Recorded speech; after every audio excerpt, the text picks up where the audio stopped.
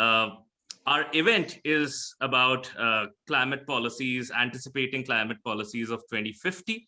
And we have an eminent set of panelists who have joined us today. Let me first introduce to you Dr. Wendy Schultz. Dr. Schultz has been wandering the world engaged in futures research and participatory foresight for over 40 years.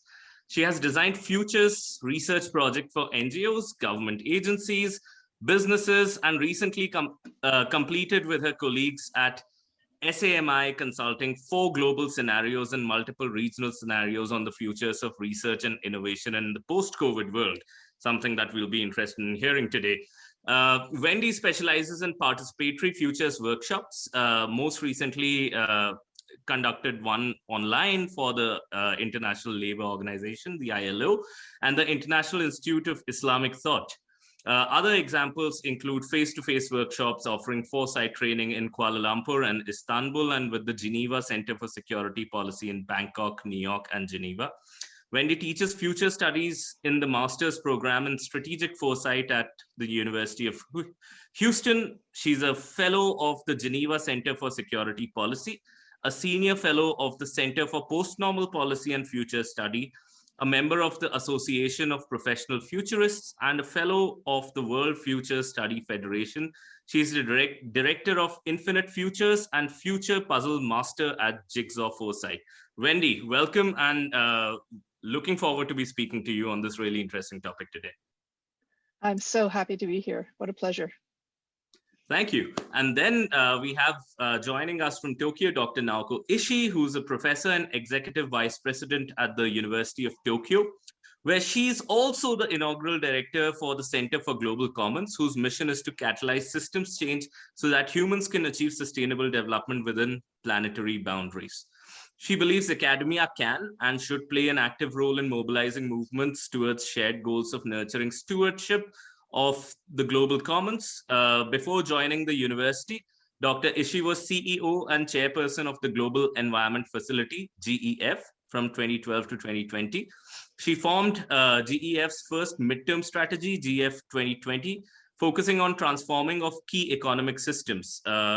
Dr. Ishii entered Japan's Ministry of Finance in 1981 and served as Deputy Vice Minister of Finance from 2010 to 2012.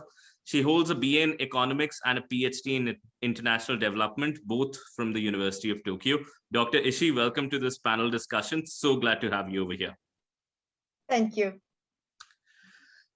Then we have Professor Rajendra Pratap Gupta, who's a leading public policy expert who has been contributing to policy making for over a decade.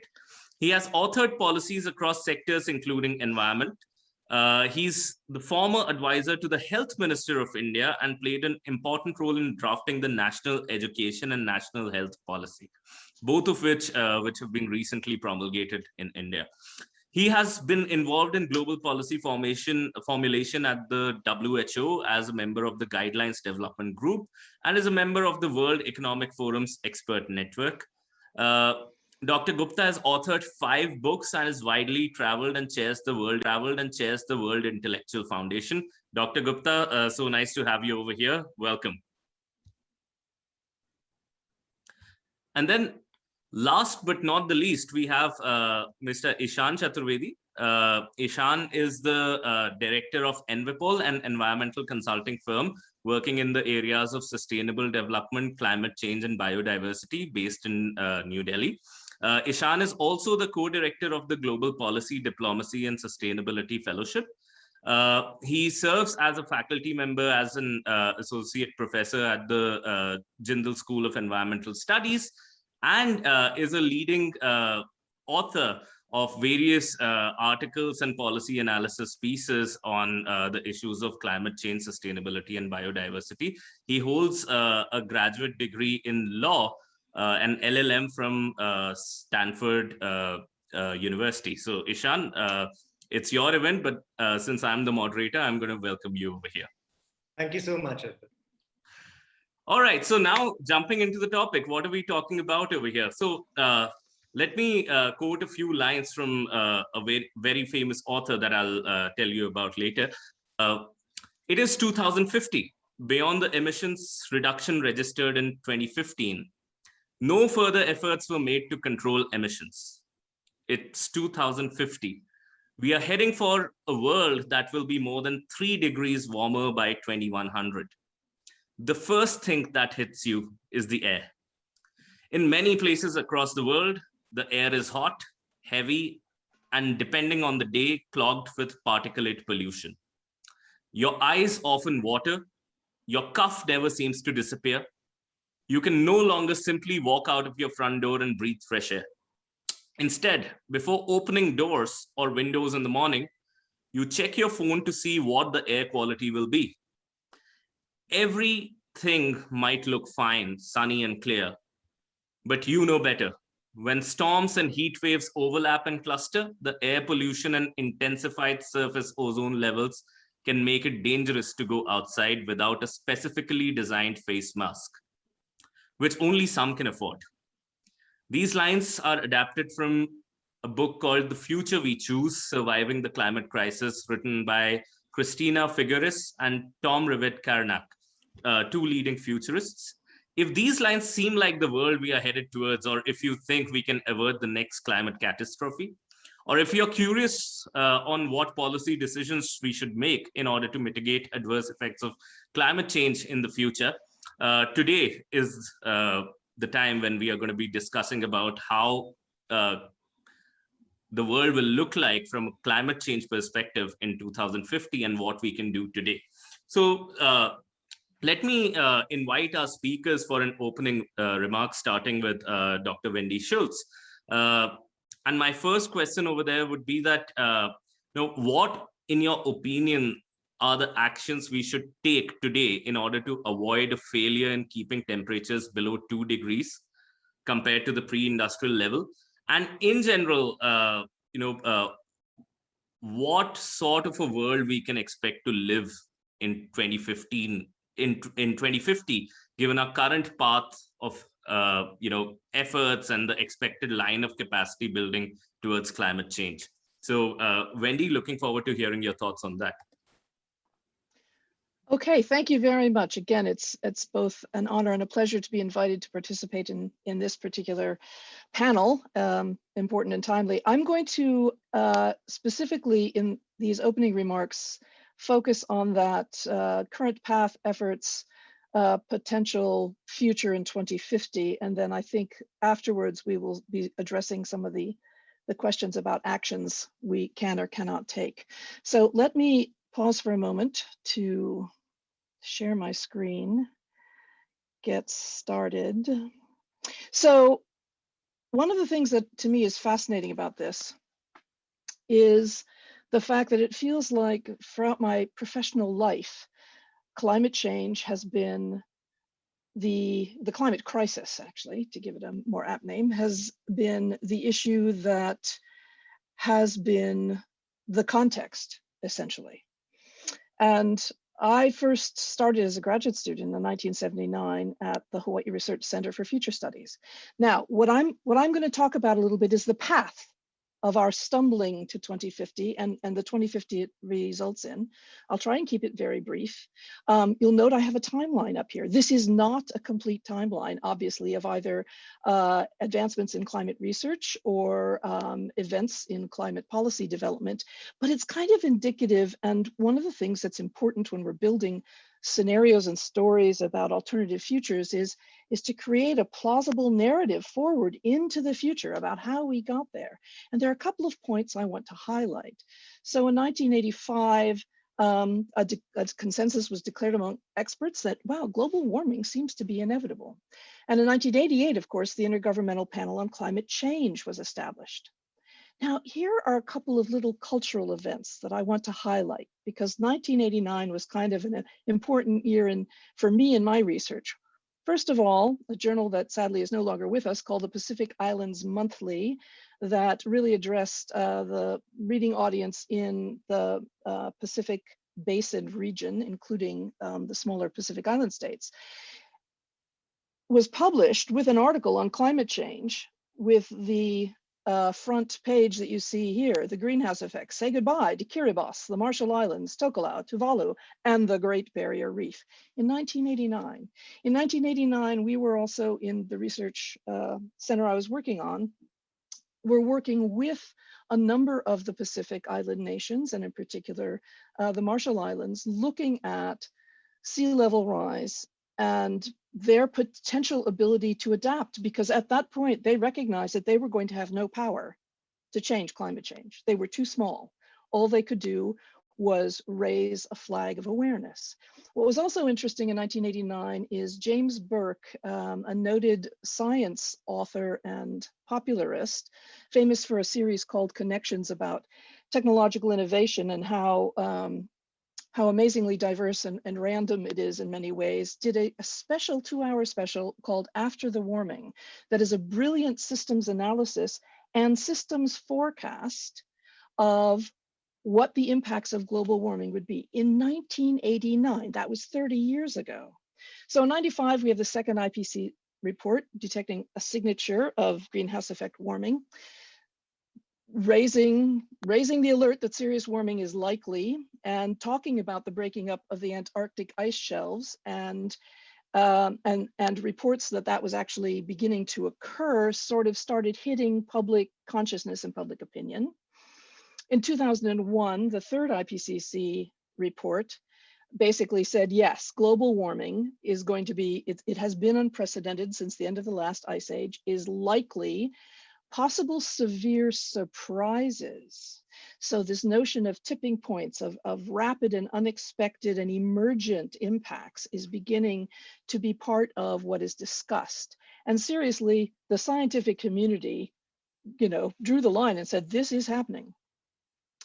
So the other point I want to highlight is climate scientists in 2008 basically said, even if we did manage to stop greenhouse gas emissions, the system is in motion.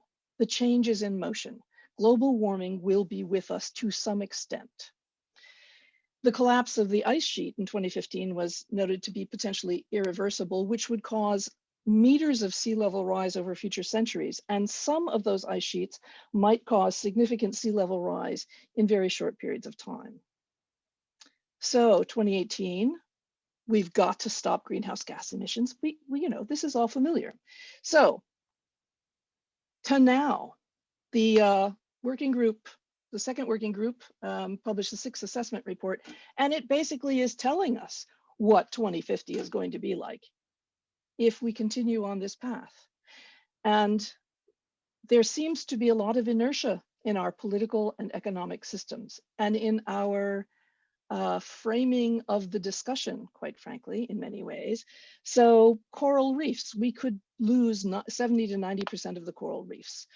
That would also impact a lot of marine species which spawn there. We could lose freshwater fish. Ecosystems are going to be degraded, possibly beyond their ability to adapt. And of course, what we're seeing right now, increased fire seasons, increased drought, increased mudslide and floods, significant impacts on the Arctic tundra. And of course, what all this does, what all these stresses do, is they tend to stress marginalized populations in the world more than anyone else, despite the fact that those are not the populations that are causing most of this. So inevitably, famine will occur, hunger will go up, more people will be undernourished, the food chain will be more vulnerable, both marine fisheries, domesticated fishing, wild fish populations will drop. The likelihood of infectious diseases and pandemics will undoubtedly increase and may be made more severe by the fact that heat stress tends to affect the human immune system. So we're heading into a 2050 that could look really quite alarming. Water stress, more and more people, there are already populations all around the world that are suffering from water stress. That will get even worse. The ability to do work outside, the ability to even sit outside safely under conditions of very high heat and very high humidity will be dramatically dangerous. So one of the other things that happened in 2020, because I'm interested in how people think about the future and images of the future and what images of the future are out there among the population. And Kim Stanley Robinson, a noted science fiction author, wrote a book called The Ministry for the Future that was published in 2020 about the very question you're raising in this panel. How do we effectively get embedded political and economic systems, especially the economic system, the global capitalist system, how do we get it more or less to turn on a dime and change the rules of play, change underlying energy structures that are running everything else and what we think of as modern life? How do we do that? And one of the interesting things is he kicks off the Ministry for the Future with a massive heat death catastrophe in India. So this is where we are on the path, and we're not even halfway to 2050. And if you just look at the news this morning, massive, significant heat anomalies in Northern Europe, in Russia, in the Arctic, in the United States, both the East Coast and the Pacific Northwest. So this is the path we're on. And as one person in Seattle, apparently a highway engineer with a sense of humor, it's 1,000 degrees out. Where the F are you even going? Where are we even going, right? So if you continue along that path, you end up in a 2050 where we have significantly damaged ecological balances. We have potentially accelerated what is already a fairly high rate of extinction of species. There's a group called Year Zero that basically ran mathematical forecasts of when most of the, I think it was non-domesticated terrestrial mammals would be extinct. And I want you to pause for a second and think, well, what might be the outcome of a straight line mathematical forecast of the current trends of extinction of land-based mammals? And I don't know what number you have in your head, but the number that they worked out was 2026. That's 5 years from now. Now, that's a straight line mathematical forecast. Those are almost never completely accurate because other things intervene. We are in complex systems, many things happen. But the fact that that's even possible really underscores the fact that we are damaging our ecosystems. Because of that, we are running the risk of any number of kinds of stresses. We will be producing in the next 5 or 10 years conditions that will put more and more people on the move, desperate to find someplace, not just to make a better life for themselves, to make any life at all, to survive. So there will be huge upticks in migration and environmental refugees, potentially large upticks again in starvation, in people potentially dying of thirst from lack of potable water, increased in diseases. This is a dark future if you follow the path, just looking at the changes we're making. So why am I not terminally depressed? Because there are also more at the individual and local and granular level, very positive and even inspirational actions that people together are taking in local communities to attempt pilot projects of new ways of living and adapting both in a changed environment and trying out, again, new rules of play for the economy, for energy production, for food production and the food chain. And a group has created a database called Seeds of a Good Anthropocene that basically is connecting these stories. And the great thing about them is that because these are complex systems and adaptive systems, and because they are experiencing the kind of change that is turbulent and therefore magnifies uncertainty, it's probably unlikely that one single overarching policy is going to get us to a more positive 2050. But the fact that all of these very alarming, if not catastrophic, trends that are taking us to a 2050 that could be quite dark are also being countered by people working together and working together in a local context that they really understand and comparing notes globally. So local work generating insights, comparing comparing notes, networking, collaborating across boundaries, across philosophical, political, and economic boundaries to actually create change. So 2050, if I had to sum it up, is going to be, in many dimensions, catastrophic, and for many people. I anticipate that there will be a fair amount of loss of life on the road that we are stumbling down to 2050. But at the same time, there are going to be an enormous number of innovations, insights, kindnesses, collaboration, and a fair amount of community building. Because one thing that is absolutely true of humanity as a whole is that we are incredibly adaptive and creative. And we do, when push comes to shove in emergencies, work together. So I'm going to stop there because I bow to the expertise of the other people on the panel, who I'm sure will have much more specific insights to give you about what 2050 might look like. Thank you so much, Wendy, and thank you for giving us the broad picture on the paths that we are headed. Indeed, except for the positive note on which you ended it on, it looks like a dark, scary paths that we are headed on. And I know if I could bring in Professor Rajen Pratap Gupta to give his opening statements and talk to us about how you think the world would be in 2050, we'll be delighted to hear your views, sir. Thank you, Arpit, and I thank EnviPol for the wonderful informative webinar, and Ishan for the pioneering initiative, and also for giving me this opportunity. I'm a policy maker, so I look at policies from an intergenerational, I'll say perspective. So for me, definitely 2050 is important, but when I look at where are we headed in next century, because environment is something that perpetually keeps hitting us. I think Wendy made a very interesting presentation, and after seeing that, I changed what I wanted to say. So I'm going to look at three perspectives. One is the population, second is consumerism, and the third is technical advancement. And let's look at what we will be as a population at the end of this century. It will be around 11 billion. And if you look at what is the planet's carrying capacity, we certainly need, as I think Wendy made it very clear, I think Ishan also highlighted, clean air, water, clean energy. We will need more infrastructure, given the population that we will be headed into at 11 billion. We need more food, but the planet is not going to grow. That's a hard fact. Planet doesn't grow.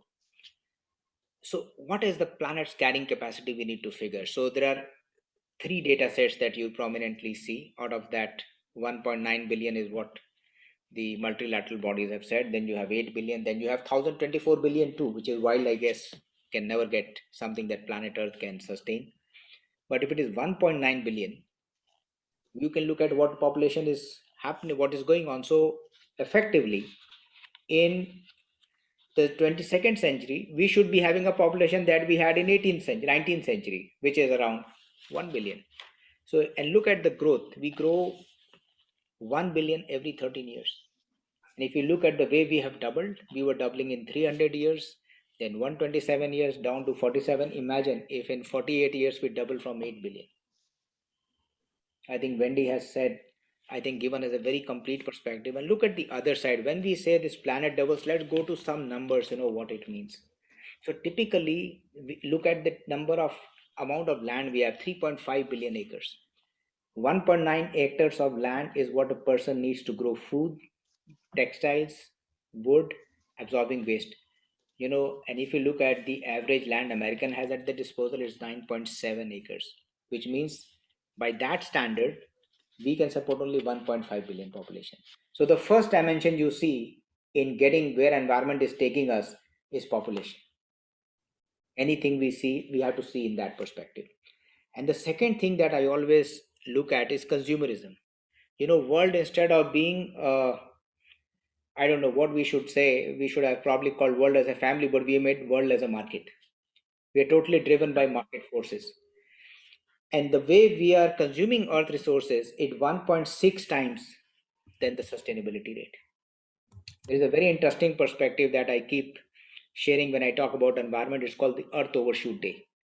Now, Earth Overshoot Day is a very interesting perspective. It is what marks the date when the human demand for ecological resources and services in a given year exceeds what Earth can regenerate in that year. Last year, when I spoke at the Royal Academy Symposium, I was chair of the symposium. It was August 22. This year is July 29. I have looked at all the historical dates since 1970 when the data is available. It used to be December 30. That means in 70, our regenerable resources last year were full year, less one day. In 2000, it became September 22. That means effectively for every decade we pass through, it moves 1 month before. I guess in 2050, by April, we would have consumed the entire resources meant for a year. And if we look at the end of the century, when we start the new year, we would have done with it. Now, the second thing that comes to it is consumerism. Now, I think that is where the sustainable consumption comes into picture. And if you look at environment, that is something that we should focus on. And the third one, I think all of us are connected. I see people from almost every part of the world, and technology is making this happen. Now, the third one is the technological advancement.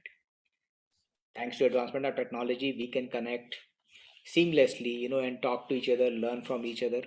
But look at what this impact would be. So if we consider that, for every web search people do, 0.7 gram of carbon emissions are added. If you did from an efficient laptop, if you did from a power hungry laptop, it is 4.5 gram. For every email, we add 4 grams to carbon emission. If it is loaded with attachment, it's 50 grams. And 78% of the email are junk. Just imagine this. And we are adding 20 million tons of carbon emissions every year. Depends on which grid you are. You must be spending between 60 gram to 1060 gram per unit of electricity. And for 1 hour mobile, if you use, you add 1250 kilos of carbon emissions. And if you go a little further, 1 minute of mobile chatter results in 50 grams of carbon emissions. So just look at, when 2050, when we get in, what would happen. In just for this webinar for 1.5 hours, each one of us with a power efficient laptop is going to add 18 grams of carbon emission. So technological advancement for me is important. At the same time, we have to be very careful about what the carbon footprint of our activity is. So what I see is a big shift happening. What you said is transport adding to pollution, industries adding to pollution. It will be our digital interactions also adding to pollution. And it will be e-waste, which will be something that we got to address, whether we call it 2050 or we call it 2020. I think Wendy's presentation was fantastic in terms of we are already into that area, where we should be talking about, the change that we need. And if we look at what this data tells us, clear pointers are emerging. One is that we are living and consuming way beyond sustainable threshold already. We've already passed that. The world is transitioning, and I think transitioning very fast in 21st century. In digitized world, gadgets will be more in terms of waste production, in terms of technology to the environment. So we need to factor that. I think it's not just the overgrowing population. It is a market-based approach and consumerism which is adding fuel to fire. Something we'll have to plan and address. When I looked at last year, when I was chairing that symposium, when I looked at the data, we only have a decade. Now I think a year less, because last year we had decade to turn the needle back in time. So with 9 years left for us to do, I think all of us have to take actionables for now to see what we can do. And I think Ishan and EnviPol is doing a phenomenal work in this area. I think those who are joining will understand that it's really gone to a serious issue. 2050 is far off. I don't know how many of us would be on the screen to talk about it then. Let's not behave like a irresponsible generation. But as Wendy said, there is a ray of light. We know that human species is resilient. We have seen in COVID how the world came together, and they bought out the vaccine, and things are getting to normal for at least the rich, I would say, not so much for the LMIC countries. But I think there is a ray of hope when we all get together. we should be able to turn the needle back in time. Thank you. Thank you so much, Rajen. And I think the 3 points that you have skillfully argued are population, the markets, and technology. And perhaps as we proceed into the discussion, we should talk about this trend that you pointed out, that I can probably sum it up as the privatization of public goods overall. Like, if any one of us is using an air purifier at home, that's essentially privatization of a public good or an erstwhile public good, right? And how do we tackle with these trends is probably one of the biggest questions, at least for me over here. But with this, let me also invite Dr. Naoko Ishii. And Dr. Ishii, again, just want your initial thoughts on how you think that the world would look like in 2050, and what are some of the things that we can do right now? Yeah, no, thank you so much. It all depends on our ability to collectively change the current economic system. So in that sense, it all in our hands, what kind of world we will have in 2050. Because that the issue is really our relationship, humanity's relationship with planetary system or Earth planet system. I may just want to share with you 2 slides. I'm quite inspired by Wendy's slides, so I was decided to just share with you actually the 2 slides. Let me try that if I can do it. Yeah, and I promise I can only focus on two of them. Can you see anything? Yeah, it's beautiful, Dr. Ishii. Good.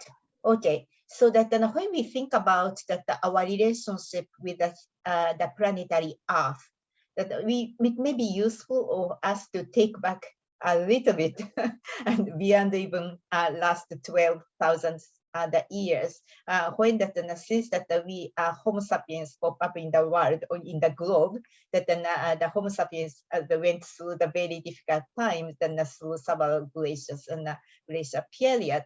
But if you just look at the last 12,000 years, which is circled in green, we do have a miraculously comfortable, very lucky period of 12,000. And we call it the Holocene, and that is the time the geologists, the era of the temperature that move up and down only ±0, and how stable it is. And that is the only time that we Homo sapiens started to have actually civilization, because that stable, that the temperature, we started to do that agriculture. We started to live in cities. We can do that in the division of labor. We somehow found that fossil fuel energy, and we actually accelerate our growth. And as two speakers already mentioned, that for the last 70 years, or maybe since last century, middle of last century, our modern economy really accelerated, but with a lot of environmental cost. So I did also want to share with one more slide, and I promise this is the last slide.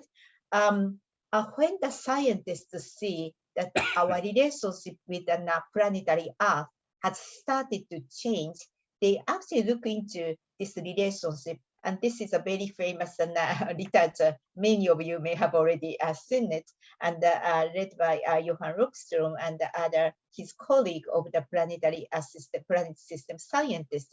They try to see maybe we humans have started to change our relationship with the planetary Earth system, and maybe that we have already started to destroy that our real foundation of the prosperity. You may see that on the first slide, we see that this very stable Earth system, which gives us a civilization, but then how far we can go like we are doing. So they have identified 9 kind of important planetary function and system, and then they try to measure where we are in terms of their own capacity or limitation of the capacity or the tipping points, and they measure where we are now, and they just marked with color that then So if that the color shows that it's green, we are still okay against the capacity of the planetary system.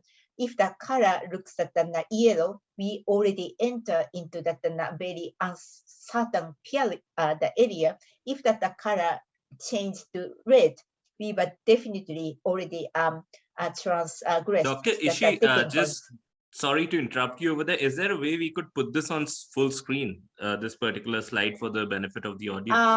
Yeah, let's see that. I'm not necessarily too good at it, but then does it look better? Oh yeah, exactly. Okay, that's good. Yeah. Yes. So now it helped maybe you to see that what are the 9 systems, and in terms of climate change, that it's already in yellow, that because we are in uncertain that the area. But interestingly, that the big red is biodiversity loss. Definitely, we have already transgressed the point of no return. And another interesting point is that another big red is actually chemical cycle. Yes. So these are this shows that where we are in terms of planetary capacity, and we were definitely losing that stable and resilient Earth system, which show us this the very stable and very comfortable, very favorable condition for our civilization. So the question is, if we don't, if we continue that the economic system as we have now, what will happen to our relationship with us and us? Definitely, we continue to go into this from yellow to red, and we do have a catastrophic the symptoms, as already explained and by the moderator.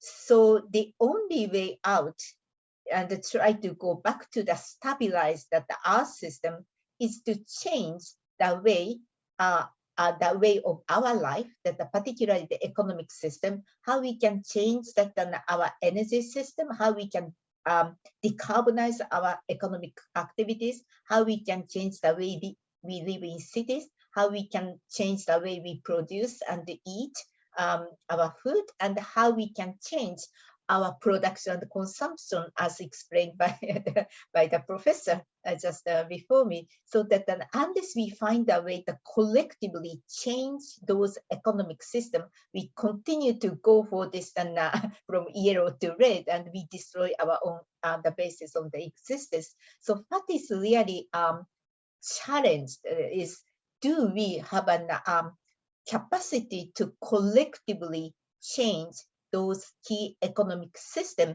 which are so embedded to our day-to-day life?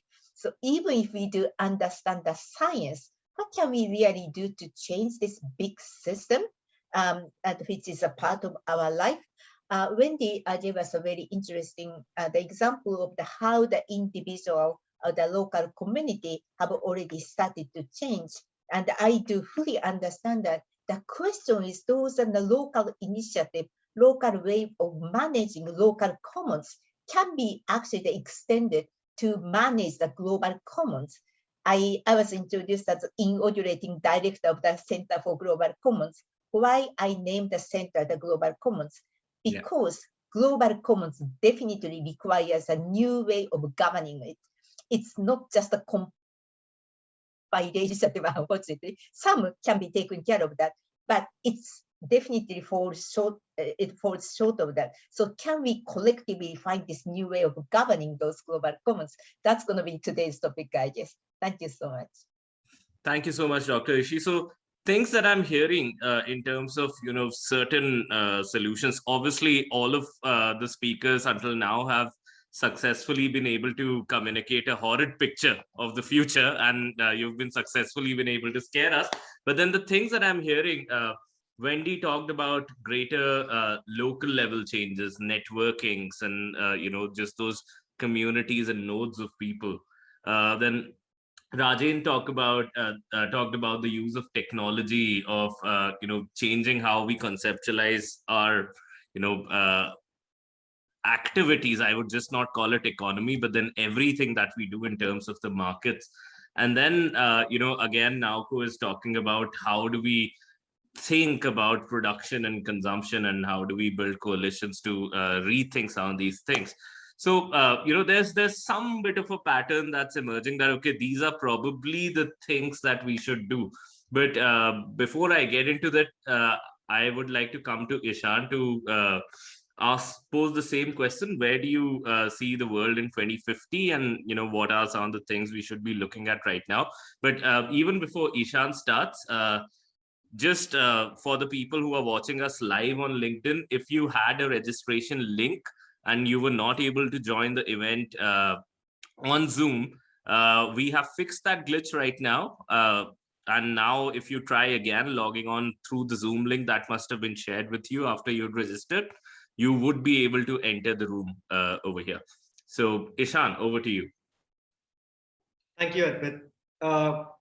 It's a bit of a responsibility to be following the speakers that I'm following in this panel. It is an advantage given the fact that they've already covered a major chunk of substantive points. I know a lot needs to be done about it, but those are the ideation points. It's a disadvantage because whatever you do, you cannot stand on the same pedestal as they do. So with that knowledge in my mind and awareness, and because Advait has already talked about how a grim picture has been painted, and I think the occasion is such that it is grim. I would first start with something that Advait had quoted Christina Figueres earlier. I'd refer to her book, and in her book, she refers to optimism. And let me first change the dialogue here and try to change the dialogue here, even though I will be getting into pessimism myself. Thanks, Ishan. We needed an optimist. Please stick to that. Yes. So no pressure. So remember, when it comes to human crises, when it comes to anthropological crises around the globe, short-term, mid-term, long-term, small-scale, large-scale, optimism is not a point of view. For policymakers such as Dr. Gupta, they know that optimism is a strategy. So if you have to strategize about dealing with a particular crisis, optimism is the first thing you establish. What happens when you lose the optimism? You end up in the grim picture that everyone has painted 30 years later from now. So first thing that we need to do is be optimistic about it and know that if enough is done. See, the good thing about climate change is that and the bad thing about climate change is that you do not have anyone else to blame. So if you yourself are making those changes, that is then optimism in action. And hence each one of us, if we have that optimism, I know that 450 people signed up for this event and a lot many are watching on LinkedIn. If each of us are able to be optimistic and change those little things, markets and governments will mold themselves according to the will of the people. Remember, consumers, as Dr. Gupta said, without consumers, there's no market, there's no corporation, there's no government. And you are the consumers and you have to behave in a way, and we need to change our behavior in a way that the picture looks better. Mm-hmm. But again, because this whole talk is about 2050, and I'll keep it short at the time, I'm aware of the fact that we have to keep our introductory remarks short. Because this is all about time, and we'll go into the substance of all of this going forward, I just want to draw an analogy which I love to draw for my students in my classes. One of the most interesting concepts ever invented by Homo sapiens is the concept of time, right? Time, what is it? It is, according to our definition, it might be 24 hours, it might be 9:15, wherever in the world you are. It might be a bad time, good time. Time could be anything. Time has existed before us. Time will exist after us. We all try to save time. We all try to run behind time and catch up on time and catch up on lost time, and that time never comes back. Now, if that is an analogy all of us can associate with, let's also associate ourselves with a similar analogy. Environment has pre-existed. Environment will exist after us in whatever state we leave it in. We'll always try and conserve environment. However, it seems to be running out of our hands. We are just lagging behind. Environment, if we are on time, if we are on course with our natural resources, everything looks better, everything is well managed, we're living in a good time.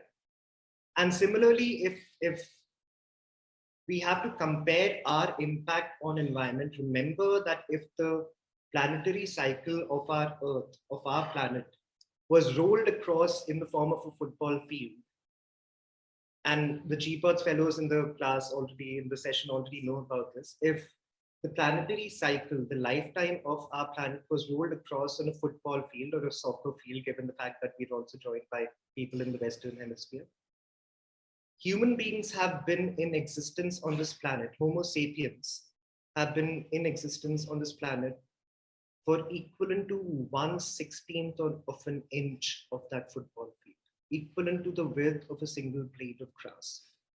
So I think the first introductory remark that I'd like to share with all of you is that before we get into all of these substantive discussions, intellectual and academic discussions, let us look within ourselves and shed the hubris that comes from being a Homo sapien, that we have impacted so much and we can do so much and we continue doing so much. Because if you're able to disassociate yourself from something that is a lot bigger than you, and as I argue in my writings, that we're not even able to define properly the term environment, the term sustainability, then and only then will we be able to make this transition and go on to that path of possibility. So we'll get into more discussions, I'm sure, and I have a page full of points to make, but I'll hand it over to Arpit to carry the conversation forward. No, thank you so much, Ishan. And I think what you said in your opening remarks also ties very well to what Wendy was talking about, that it's a complex adaptive system. And, this is something that we can change. And there's almost, you can have a fork in the road, or maybe you could have multiple pathways on which you can go. And what I appreciate is that you are also bringing in the element of perspectives in looking at systems, and that's the as I say, the fourth wave of systems thinking, where it's not just about the parts of the system and the relationships between them, but it's also the distinctions and the perspectives that you bring in that impacts the system over there. But let me bring it back to some of the things that we discussed right now. So some of the things that Dr. Gupta talked about markets creating great inequalities. Each action, including this call, creating a lot of carbon footprint. I'm probably going to plant a tree right after this. Then other things that Professor Ishii has talked about, that there are certain things on which we have already crossed the Rubicon. I also see a number of things that that we'd be seeing, such as a greater competition over resources. So perhaps intensification of conflict, greater inequalities, and how do we, as human beings, how have we managed inequalities? It has either been through coercion or through some ideologies that have kept people suppressed. So perhaps those are also the things that we'll be seeing more and more in the future. Now, my question to the panel right now is that in terms of the immediate future, so let's say if we don't talk about 2050, where we are seeing so many catastrophic things happening, what if we think a little short term? What if we think, Professor Gupta's works with governments, and governments typically, have a 5-year to 10-year thought cycle. So what are some of the, changes, or what are some of the good and bad directions in which, things are shaping up that you see in the next, let's say, 5 to 10 to 15 years? And what are some of the positive ones in terms of, positive changes, positive policies that we can expect in the next 10 to 15 years? And you can talk about the world at large, or you could also talk about various regions such as India. So I don't know if Professor Gupta, do you want to jump onto this first? Yes, thank you. And I think I would say that the best part that has happened is thanks to people like you who have brought the focus. Where everyone thinks that this is a major area, what difference do I make? I think you all make a big difference. As you said, even like 100 people came out of 450 registration, even if one person plants a tree, you make a difference. So I think we don't have to wait for everyone to start together. Each person can do. So let me get to the point that you have specifically mentioned. So what I see as the biggest thing that happened is, right from the former US vice president to people who started attending to this issue early on, so a lot of focus was brought in, and I think the UN SDGs have talked about sustainable consumption. Though I think they should be very important, but there are a lot of things that also flow into as subsets. We always talk about the big goals. We also have to look at what are the smaller things that we can achieve. So the biggest commitment that has come is that people have come, join the race to aware people. I would say we need to go beyond awareness. We need to sensitize people. Let me give you an example to understand this. Typically, if you ask a diabetic to control his sugar, it will be tough. But the moment you tell that 32% of all diabetics end up having a chronic kidney disease, you will see the sensitization happening. So I think, yes, you need to get to sensitize people. Awareness beyond a point is not going to lead to results. Let me also give you the kind of commitments people have done. So you have Government of India saying we will reduce the emission intensity of GDP by 30 to 35% by 2030. We'll increase the forest cover to 33% by 2030, and will be 100% electronic vehicle nation by 2030. So countries have committed, whether to show globally that we mean what we are saying, or whether it's exigency. But yes, there are large scale actions. But let me tell you, the biggest challenge, if you see, is human side. We still believe, since I'm not impacted, so it doesn't worry, this is all like big talk, doesn't happen, doesn't impact. So the biggest challenge is acceptance of the problem. We have still not understood the magnitude of the problem, though disasters have become the fifth season in most part of the world. Look at India, how many times we have seen flooding, we have seen extreme weather. I think Wendy showed that slide. I think Ishi talked about it. So that we are always in denial mode. So we need to address from the behavioral standpoint. Governments can change system by making laws, but I believe more than laws, we need education, we need sensitization. And this means a partnership. I mean, I think people like you are best suited to drive that, a partnership between academia, civil society, and the industry. That's the kind of coalition we need. And they needs to go down to city and schools level. Unless we do that, it's going to be tough. And 2050 is not something we can afford to wait for. Thank you so much, Dr. Gupta. And I really like the distinction that you draw between awareness and sensitization. That's something that I think we should think a lot more about. I frankly am beginning to think that this is a collective action problem. More than anything, it is about how do we model individual behavior and make people understand that a little bit of self-sacrifice, what it may seem, may be in their own benefit. But I can see Wendy unmuting herself, so I'm assuming that Wendy, you have something to add to this. Thank you. Yes, I want to amplify Dr. Gupta's remarks, because I agree entirely. And one of the issues in future studies as an academic discipline actually is to try and sensitize people to change, and not just to change, but to the impacts of change. And this assumption and having people get out of the, well, yes, that change is happening, but it's happening somewhere else, which is the sort of the opposite side of the not in my backyard syndrome. It's the, I don't want this in my backyard.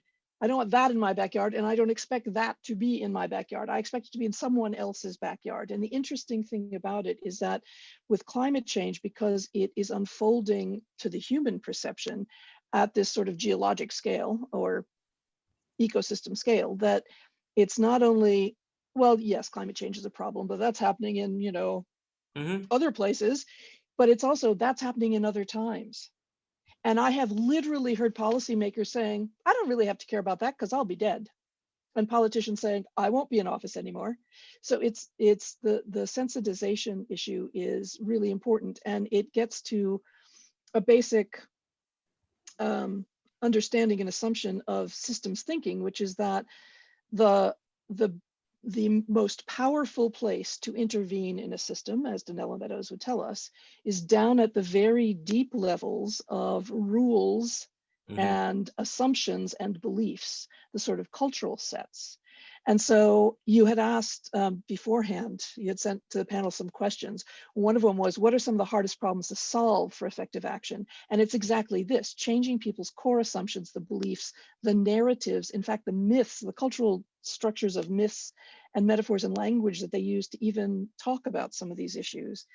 And coupling that with the difficulty of helping them actually see the change, because a lot of times the change, the initial signals of the change are happening somewhere else, although more and more all those changes are happening in our backyard. So this moving people out of the it can't happen in my here or my now thinking, and also encouraging folks to have a sense of responsibility and accountability for the changes we set in motion by doing simple things like you know, buying one more piece of clothing that we don't need, but it's the new fashion, so we're doing it, you know. And it's things that we have all done, quite frankly. It's things that we're raised to do as consumerists. So it gets back to Dr. Gupta's point about we are in a consumerist culture, and we need to fundamentally transform that. We need to fundamentally transform the economic systems that we're in. And one last thing, there are some very interesting projects and processes going on right now where consumers, often younger children, are suing companies and policymakers for endangering their futures. There are people that are looking at ways to significantly change the ethics and accountability around investing, to try and actually use investing as a lever to transform the global economic system. So again, there are, despite you know the real challenges of this crisis, there are, as you say, points of light, and a lot of them will at some point need global, I'm not sure I can say global governance, but certainly some sort of global coordination. Right. Thank you so much, Wendy. And you know, I definitely understand the idea of, you know, hitting on the, or changing, or the underlying rules, or you know, the underlying mental models that are leading to these emergent properties in the system, which is you know, putting the whole of the humankind in crisis. But then I sometimes think that, you know, how do you define rules which are incentive compatible on an individual level?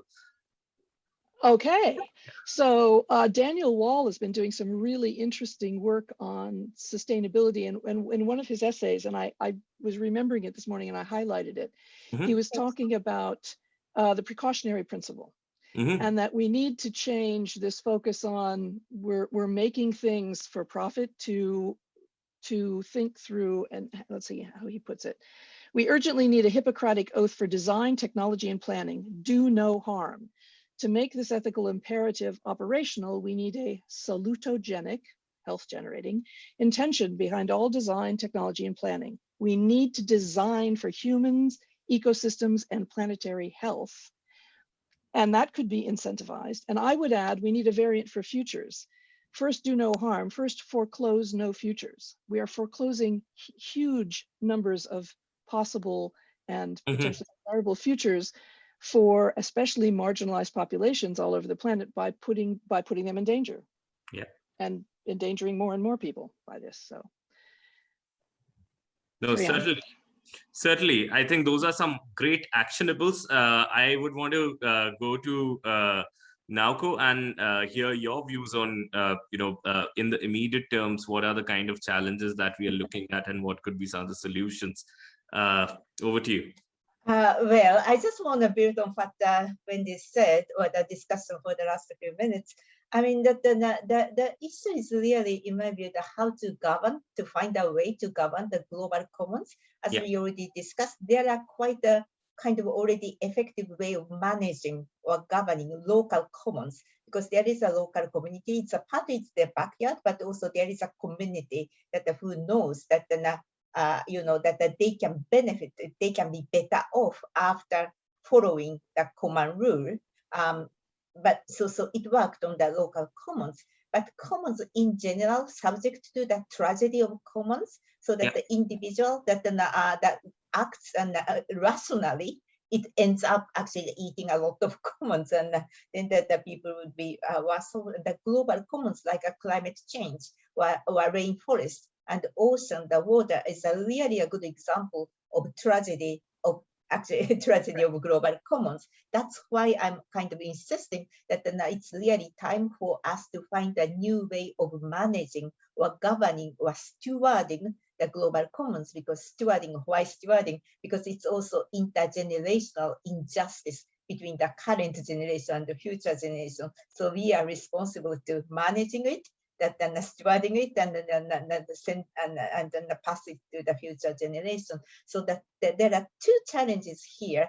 The one, the current economic system does not value those kind of hidden costs of the friction between current economic system and then a capacity of Earth, including loss of biodiversity or carbon footprint. So the one way to really manage the global commons is to put the price on those externalities. But it takes time, and it's a little difficult to imagine that they can be implemented anytime soon. So there are other ways of managing or trying to manage those global commons, like a collective action that then among policymakers and then enlighten the business leaders or citizens, those kind of multi-stakeholder coalition to try to address that the few of the challenges is another way of trying to manage those global commons. But I still see the big challenge in it.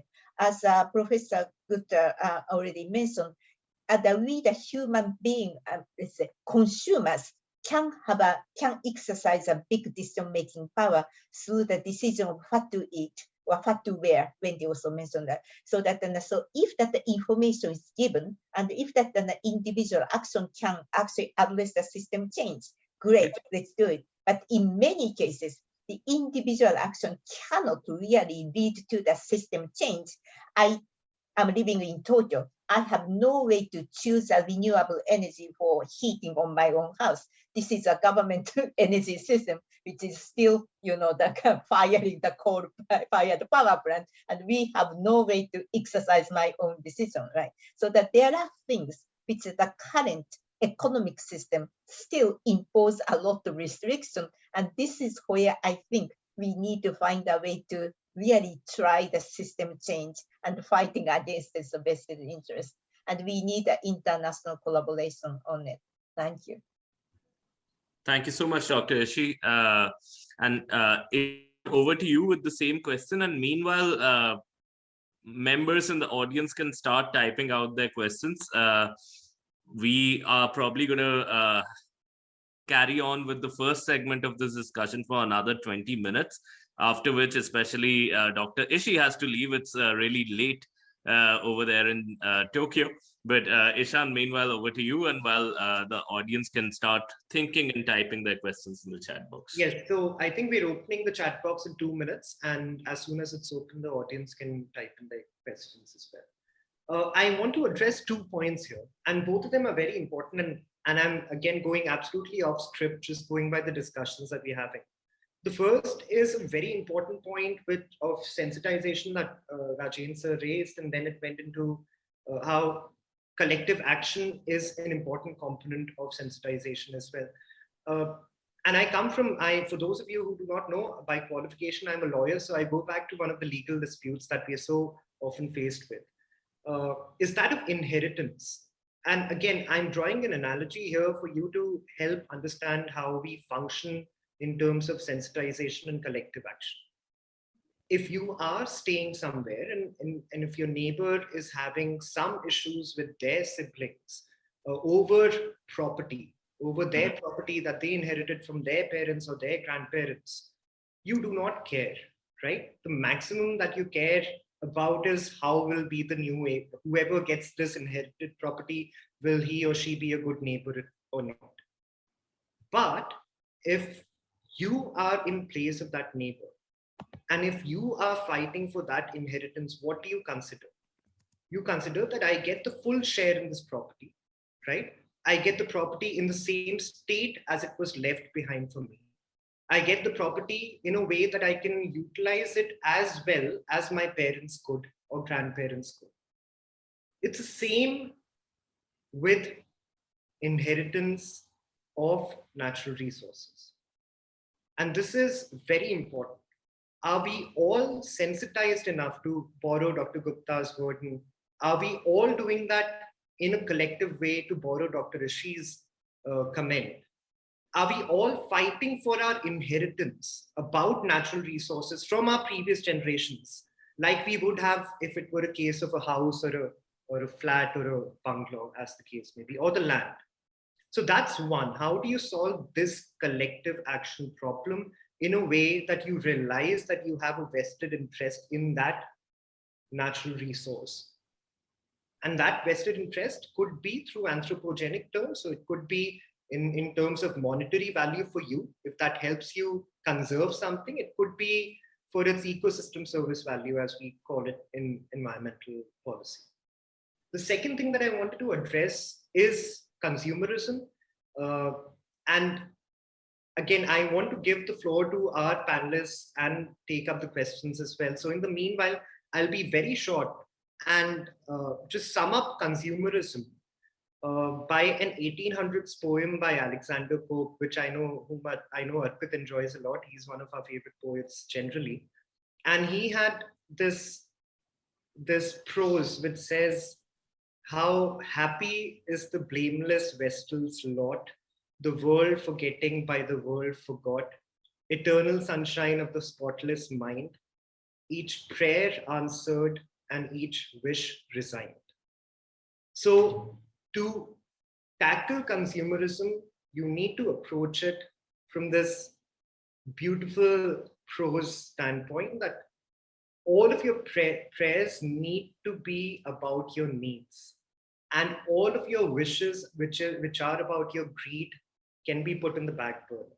And we haven't even got into the whole discussion of circularity and integrated loops and zero waste and those sort of things. And I know that Dr. Ishi has worked extensively on this, so I would give the floor to her to talk about circularity. But the idea is consumerism, sensitization, collective action. When it comes to climate change, governance, policy, sciences, law, academics, as Dr. Gupta said, all of these are just different sides of a single dice. And unless you have all of them figured out, your Rubik's Cube would never make sense to anyone. So it does not matter if you have one thing taken care of. It has to be all of those things coming together. And that's why global collective action, local collective action. So what are you doing in your local community? Are you sensitizing them enough? Do they know? Or let's not even go to the local community. Do we know that when we board a 7-hour flight from New York to London, one seat on that 7-hour flight is equivalent, from New York to London, is equivalent to melting 3 square meters of polar ice caps on a single trip. And if you go to the business class, it's a lot more. Do we know these things? I know that Dr. Gupta talked about how even this call will have a certain grams of carbon being put in the atmosphere. Imagine the kind of impact we're having when we are environmentally conscious, admittedly. And then think of the people who are not sensitized, who are not aware, who are not educated, whichever term you want to use. So it's a problem. It's a complex problem with layers. And that's why we need as many people as possible to talk about it, to ideate about it, sometimes to just discuss. And when it comes to environment, and I say this a lot, there are no stupid questions, there are only stupid answers. So question everything. go to the systems thinking approach of questioning everything. And that's our only way out. Over to you, Arpit. Thank you. Thank you so much, Ishan. So to sum up, if we were creating a compendium or publishing this discussion as a book, it would probably be called How Not to F Up Our Future. And the chapters would probably be, the first one would be about culture and sensitization. The second one would be incentives and economics. The third one would be collaborations and partnerships. That's broadly the picture that we can draw if we are to take something away from this. But knowing Dr. Gupta, I think there'll be a book out on this in the next month now. He comes out with a book in every 2-3 months. Ishan, I'll just say there are two things that I'm working on right now, which are very related, and thanks you invited me. So we're working on two things. One is a detailed note on circular economy, where we're looking at professions, we're looking at countries, we're looking at sectors. We're also working on sustainable automation, something that I brought out, that we are technically advancing, but environmentally we are degrading. So sustainable automation holds the key. So we are working on two papers, and I think we should be out in next 4 weeks. Yeah, exactly to your point. We've been working for the last 6 months on that. Thank you. So I'm going to first take a question from Bhavya Singh. Bhavya is a public policy student, and her question to the panel is, do you think that in the international arena, if climate change policies are dealt under hard laws as compared to soft laws, I think Bhavya is talking about, international organizations not having the power to enforce laws, there might be a change in how countries perceive or work towards effective climate change policies, especially the developed countries, since hard laws have more legal accountability. So does anybody want to take this up in terms of international organizations having the enforcing capacity? I think Dr. Gupta. Dr. Gupta, yes. And I know that Dr. Rishi has also worked on this in her role as the GEF chief. So we can go to Dr. Gupta and then Dr. Rishi. Sure. So, one is that, what Mao said, that, the more the number of statues, more the number of thieves and brigands. So you can create more laws, you can create more statues for people to, evade them or circumvent them. I think what you require is an intrinsic drive, which comes, I can bet you that those who have heard this discussion, few would have moved to say, I will do my bit. So I'm a policy maker. I believe that's my job to make policies, but I still believe if you sensitize people, if there is an inherent desire for them to do something, it makes. So I would focus more on education sector, where you educate people early on, work in communities, because the effort that is required is in communities. Countries are formed with communities. So I think that is more important than having hard laws to implement. I think harder laws haven't delivered, unfortunately, if you look at evaluating them. Perfect. Thank you so much, Dr. Gupta. And Dr. Ishi, over to you. Yeah, actually, the GEF, Global Environment Facility, which I worked for 8 years as CEO until last summer, was created to help developing countries to follow or to meet the obligation under 3 environmental treaties: climate change, biodiversity, and land degradation. But we all know by now that how effective those mechanisms have been, and the climate has been worsening, the biodiversity and being lost. So that those treaty-based international system and intergovernmental system, unfortunately, they're proven not to be effective. And maybe one good part is actually that the Paris Accord of the climate change, at least, and 95 countries agreed to step up their own efforts to achieve 2 degrees or 1.5, but still, we all know it's not really forced to make an economic and transformational change. So it actually tell us, in my view, that those treaties or laws are not really the best way to manage the climate change, because because what is really needed is a comprehensive, total transformation of the economic system, which is far beyond those treaties or those accord treaties. So, and that's why we are having this discussion, what's the best way to actually realize the total system change. And that all go back to the policy issue, the education issue, the citizen-to-citizen initiative, or the community issue. And we really need to find the best way to govern those global commons and local commons. And that is what we are striving. So the question is, in just in quick response, that I don't think that the enforcement will strengthen that the law enforcement really doesn't give us to anywhere. But then the fundamental understanding of the science and education and the changing value, which leads to the system change, is extremely important. Being an economist and a practitioner for 40 years, I actually don't necessarily trust or feel confident of the moral-based economic system or the economic decision, that the economic decision needs to be based on the economic number. So that's why I'm kind of promoting a kind of putting the price on the natural capital, or at least starting with carbon. And while failing, that takes time, we need to find a way to the international collaboration among that multi-stakeholders to push that transformational change. Thank you. No, indeed, I think that would be a monumental project if you were to do that, and I'm glad that you're working towards that. Similar note, we have a question from Ambassador Ahmad Abbas from Somalia, and he's saying, technically, how can low-income countries like Somalia benefit from renewable energy and can avoid burning charcoal for economic development? So I think the question over there is that, you know, a lot of times the argument is that developing countries can now afford to invest in, waste treatment plants and solar energy, et cetera. But then how do developing countries catch up in the face of this? So I know if any of our panelists can jump onto that one. I'm happy to take that question, Arpit. Sure, Rishabh. Thank you, Ambassador, for the question, first of all.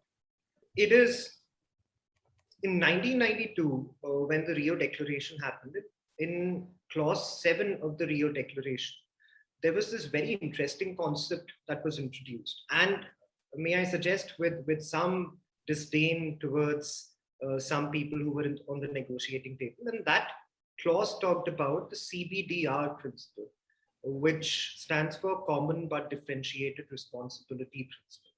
Now, this was the first time where the global North and the global South came together, recognizing that there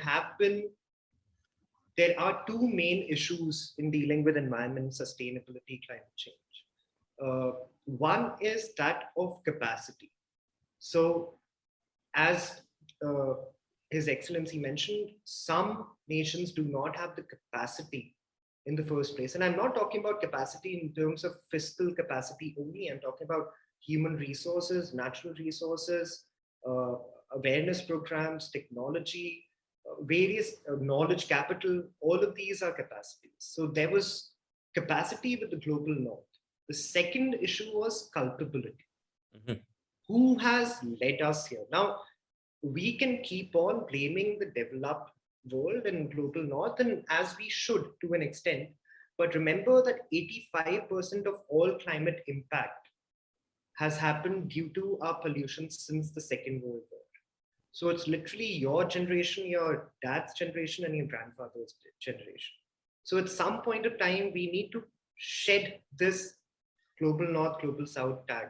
However, I completely am in agreement with the ambassador that sometimes it is important to, and that is why GCF was put in place, and a Green Climate Fund, and a lot of other institutions are being put in place, because this pipeline of resources needs to be created that levels the playing field between capacity and culpability. And there's, under environmental law, there are these principles of international environmental leakage and the beneficiary-based principle. I think Wendy refer to polluter pays principle, where beneficiary pays principle is like polluter pays principle 2.0, or pro max, if you like, if you're a woke millennial. And beneficiary pays principle says that you are benefiting due to exploitation of environment that was done by the previous generations, and this is referring to the global north. And hence, because you're benefiting, and then there is Axel Gosseries and Eric Neumayer and Edmund Burke, who have basically suggested that because you have benefited, no one should be a free rider and you should pay on account of exploitation of environment by your forefathers.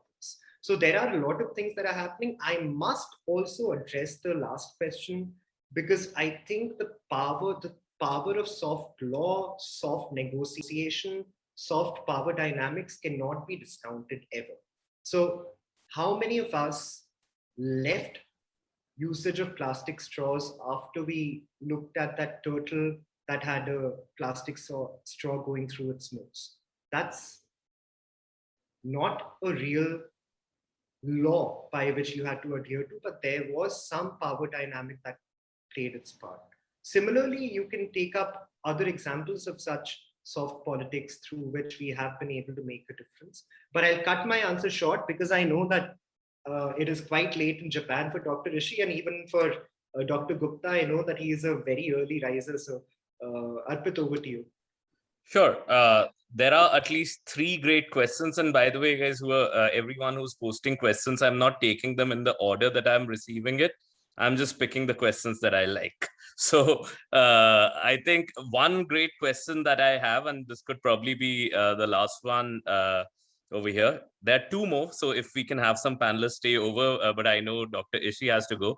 But this question has been pointed specifically to Dr. Schultz and Dr. Ishii by Noyonika Bakchi. And Noyonika is asking that with respect to tipping points in systems thinking, and something that Dr. Ishii also showed in her slides, that we have crossed over to cross the tipping point in terms of biodiversity, etc. So her question is, once a tipping point is reached, which from what I understand is when we leave from one region and move to another, aka green to yellow, for example, is a new equilibrium state reached? And if it does, am I correct in assuming that at this point, the destruction occurs faster at an accelerated rate because the system has become more fragile? So Dr. Schultz and Dr. Ishii.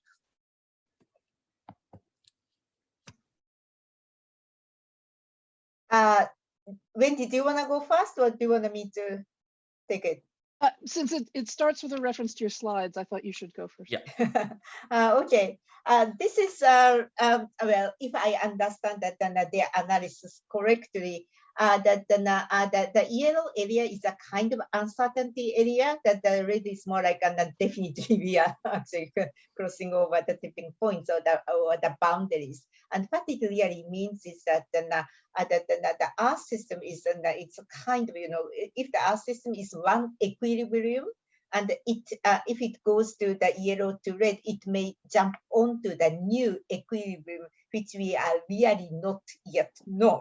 So that right. So that it incur the huge uncertainty and the huge maybe risks, because we are actually sailing into the uncharted sea. And but then the scientists are saying that that new equilibrium is not really considered to be as favorable as a Holocene period, which we enjoy for that 12,000 years. And so we need to really prepare ourselves. The best we can do, according to them, is to minimize this change of this destruction, so that then if we really don't do anything, if we don't change that the current course of action, we really go into this huge the pathway to the hothouse Earth, they also call it, and that more and more destruction is kind of triggered by through the domino effect. So let's work together to arrest that change as soon as possible, and then as much as possible. That is the message I understand. Back to you. Back Thank to you. Wendy, maybe. Okay, so for me, this opens the door for me to talk about systems dynamics more generally, which is always fun. One of the issues in future studies, when we are asking people to think about long-range futures and the potential for change and the infinite variety of futures that are possible from any given moment in the now, is that we almost immediately have to enter into the discussion of the difference between possibility and exploring possibility and evaluating possible futures for preference, right? Stress testing them against our values, in other words. So to me, we need to be careful when we're talking about systems in terms of equilibrium and stability and whether or not a new equilibrium state is reached is a different question from, and are we going to like it as humans? And the other question is, and does the planet care if we, the humans on the planet, like it? Because maybe it's going to be great for everybody else on the planet, right? So one of the issues in sensitizing is this notion of our incredible humanocentric way of looking at the world. But in terms of stability, generally, where the slide aside, the issue right now is that we've got a number of systems that were stable, reasonably stable in the Holocene that have been perturbed. And so a number of them are have been sort of jogged into turbulence or jogged into chaos, and they will eventually reach they'll hit a tipping point and they'll reach some new equilibrium point, which literally is more stable than chaos. That it's equilibrium, it's balance. So in that extent, the system won't be more fragile, and when it hits equilibrium, it will probably be changing less. But the question of whether or not we like the equilibrium it reaches, and whether or not our cultures, our societies, our civilizations, for whatever worth they are able to survive the new equilibrium is sort of a different question. And one of the points that I think is true is that we want to try and avoid the tipping point if at all possible. And this gets back to some of the earlier questions. And what I was thinking about while listening to all these very insightful responses is that the problem with this is that it's a classic wicked problem. Yeah. There is not one thing we can do. There is not one issue that can be solved. You had asked the question again to the panelists in advance of, is there a low-hanging fruit that we could just address immediately? No, because anything, if you say, well, transport is huge and it's contributing massive amounts to carbon emissions, so maybe we should, work on transport and mobility. Well, except that you can't work on transport and mobility without working on energy. Right, so everything is interconnected. And I think, to me, one of the things that's interesting is that this requires an all scales, all levels, like all directions approach, because it is a massively, we are embedded in this dynamic, complex, adaptive system that periodically parts of are being perturbed into chaos. And so there are no easy answers. There are no straight line, I see a goal, we can take these actions, we will reach it. That's not going to be possible. But if more and more of the strong legal approaches and the soft legal approaches and different policy approaches and different community approaches and different individual approaches are all aligned roughly along the same idea of a preferred future, of a better outcome, then we can start making small shifts at multiple levels, whether really large systems or really small systems, that might actually be able, as a sort of symphony of responses, to have an impact. But there isn't going to be one easy answer to this ever. So on the other hand, we're sorry, good I think I need to. I'm sorry. No, go ahead. sorry, I think that I really need to leave now, but then I just want to thank you and just just a quick response to maybe Fatten is just being discussed this and anything we can do immediately. I think that I agree with Wendy saying that no, I think it's a very dangerous way of thinking about it because everything is connected, everything is kind of systemic, and then the challenge is kind of enormous. So that rather than just thinking about that is at the short way of addressing it, I think we really have to take it very frontally and more comprehensively. The only exception I think that I can do tomorrow is, as I think it's Professor Gupta said, that demand the information, or demand the change, or that what we want to eat. And when I go to the supermarket to pick up my dinner tonight, I want to have information of how much carbon or biodiversity of that particular food cost, and we can demand it. And we are not necessarily easy to get it. But then after actually that more demand from the consumer, individual consumer, may add to the system change, at least the pressure to the system change. That's something we can start even tonight. And I actually believe in why the system change is difficult. I kind of believe in this individual can design it's our own solution and to do this question. So thank you, and thank you for so much of having me. May I? Thank you so much. It's now 12:30 a.m. So Oyasumi nasai. Oyasumi nasai. I have a very early morning tomorrow. So thank you so much, everyone. Thanks a lot. Thank you. Thank you. Thank you so much, Dr. Ishii, for staying in so late and for accepting the invite for the late night discussion. And I think this is also time to sum up the discussion, and especially this last segment really talks about, it reminds me of something that my game theory professor, Dr. Kaushik Basu, used to say, that if you want to transform one part of the system, if you think about it, it's really about transforming the whole system itself.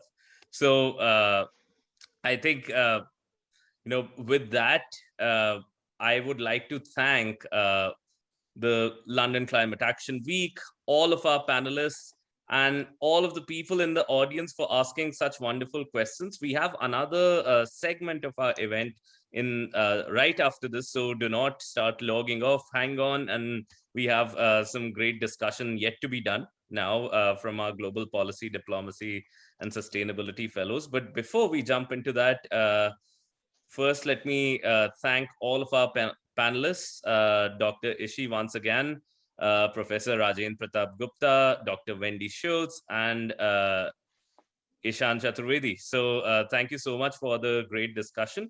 I also have to observe that there are certain very good questions over here that we could not take up, but I'd invite you all to be in touch with us, especially questions from Lansana J. Sheriff, Sakshi, and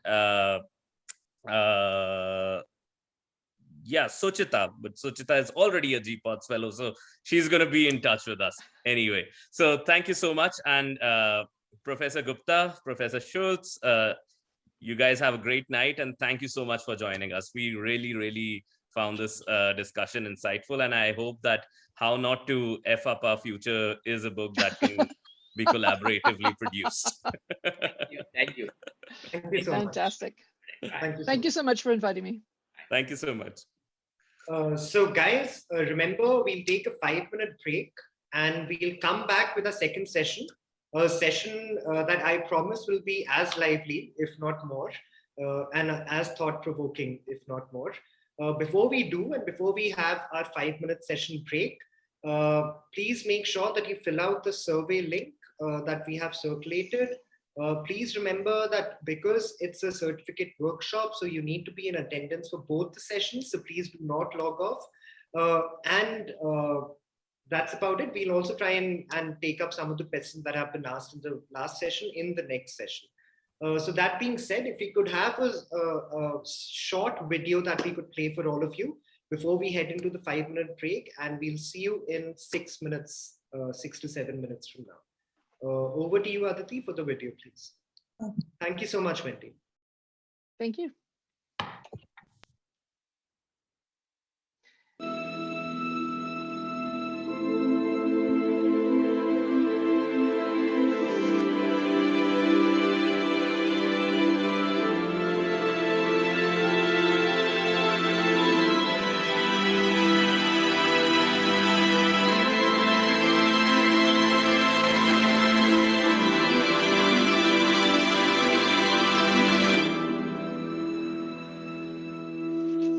this is a place where, you are not really a student. We are not really teachers. We are all coming together in a community of fellowship. And that's the reason why we call it a fellowship, where we think that everybody makes knowledge or builds knowledge based on the ideas that they already have in their mind.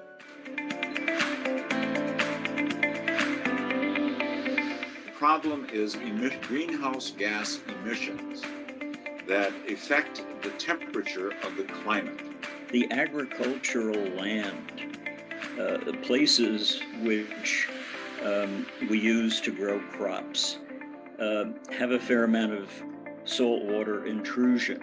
Actually, the very close cooperation between the United States and China to come to an agreement to how to operationalize this principle into the future. Policy-making body on environment at the same level with the General Assembly for all other issues globally. But for environment, it established the United Nations Environment Assembly. ION term, IOI, or impact on investment. So that's essentially what this, your management really should all be about. You're trying to maximize the impact on investment. So you might define it as coordinated and synchronized action that often deliberately targets democratic states and institutions. Someone has said, never let a crisis go to waste. So we are in a huge crisis. Let's not waste it, and instead build from it, build safer, better, and in a more holistic fashion.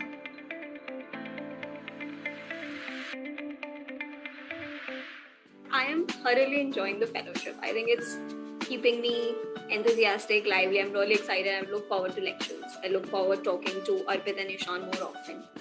So I'm really glad that I am a part of GPODs. I took the right decision. GPODs has helped us build such a rich network of professionals who are truly global and, are actually working at the cutting edge of solving some real policy problems. So this is one go-to course that you really need in your life so that you can really enhance in your academic skills and get to push to what you really want to achieve in life when it comes to policy making, sustainability, and diplomacy. Knowledge sharing that's happening, and it's not just learning from the mentors and the people who are taking the lectures, but it's also learning from the fellows and learning from your peers. And I think that's really amazing. And the fact that all the fellows come, like we all come from such diverse professional backgrounds, so that's really a huge plus. So yeah, I think the amount of interactions I have had with my co-fellows and the mentors, so those have been very good. And since we have been in a lockdown since the past 1 year, so I haven't really had the chance to interact with new people and get new perspective into my life. So I think that way the fellowship has helped me a lot. I have so many friends across the globe now, and so the key learnings have been very helpful for me. Take away from this fellowship, which is to always be a learner and to never stop being a student.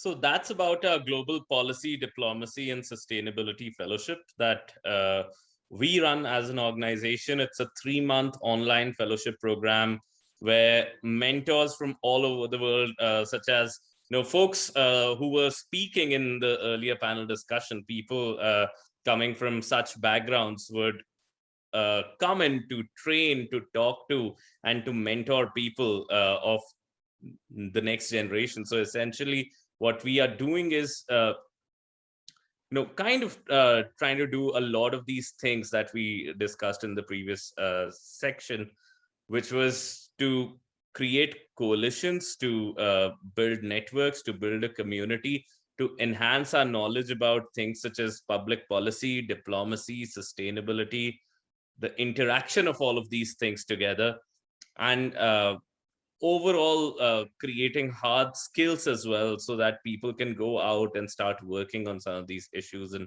start making a difference. Our applications for the fellowship are open now, and they're going to be open from the 1st of July. Our early application deadline is August 15th. So for all of the young folks over here, it doesn't matter what country are you coming from, doesn't matter what work experience are you coming from, check out our website called www.gpods.org. So that's gpods.org. And yeah, take a look at the fellowship. If that's something that interests you, then do apply, and we'll be embarking on a fascinating journey. And now in this second panel, you'll be hearing from a number of our fellows who've been researching on issues related to public policy, diplomacy, sustainability. And today they are going to peer into the future along with you as a follow-up to the previous segment, and to talk about various aspects of climate change, sustainable development from a long-term 2050 perspective. And the idea over here would also be to understand what can we do today, what are the public policy, diplomacy, and sustainability initiatives we can do today in order to be able to impact some of those challenges. With this, I hand it.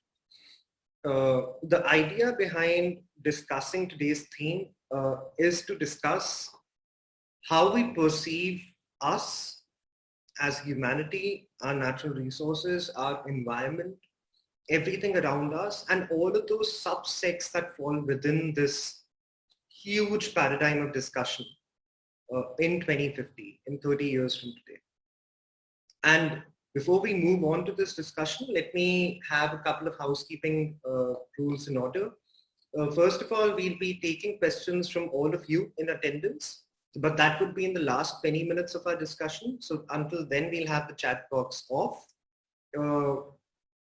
Hopefully, we'll be live on LinkedIn in some time, and you can also watch this on LinkedIn. I have just been told that we've been getting a lot of responses on LinkedIn. If you do have any questions on LinkedIn, you can also post your questions there and we'll try and take them up as well.